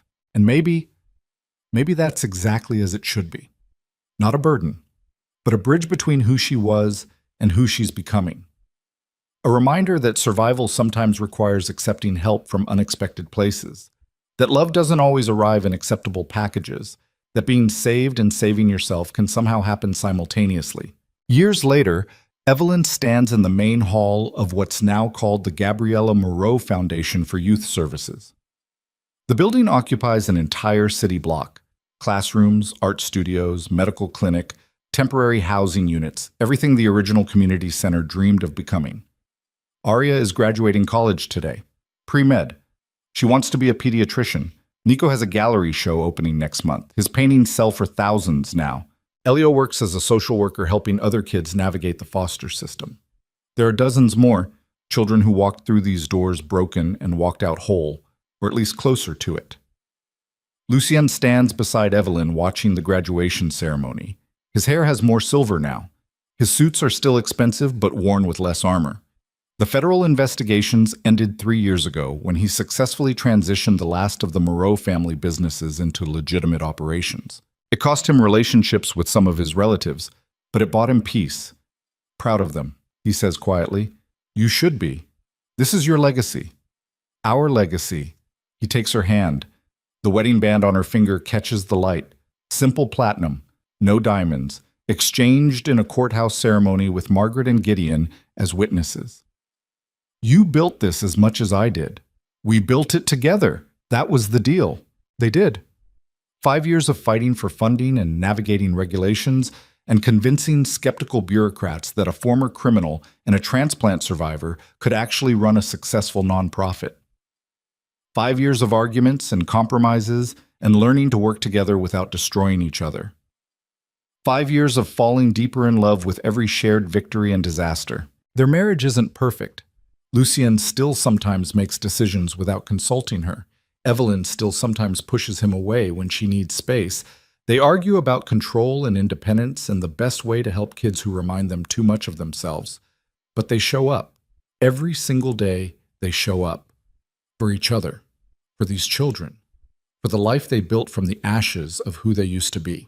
After the ceremony, they walk home through the city they both love and hate in equal measure. The loft has been renovated. More color now, less white. Shelves overflowing with books they've collected together. Evelyn makes tea while Lucien changes out of his suit. They sit by the windows watching the sun set over the river. Dr. Reeves called today, Evelyn says. Kidney function is still perfect. She says I'm one of her most successful long-term transplants. Of course you are. It's an excellent kidney. You've been saying that for 5 years. It's been true for 5 years. Evelyn leans against him, fitting into the space beneath his arm like she was designed for it. Thank you for saving my life. You would have found another way to survive. You always do. Maybe, but I'm glad it was you. Lucien kisses the top of her head. Me too. They sit in comfortable silence as the city darkens around them. Two people who survived their own catastrophes and somehow found something worth building on the other side. Not perfect. Not simple, but theirs. And in the end, that's all that matters. Survival isn't about being rescued. It's about finding the courage to walk away from the people who let you drown. And sometimes the stranger who saves your life becomes the reason you finally learn how to live it. Not because they're perfect, but because they show up. Again and again and again. Even when it's terrifying, especially when it's terrifying. And that, Evelyn thinks, might be the truest definition of love there is.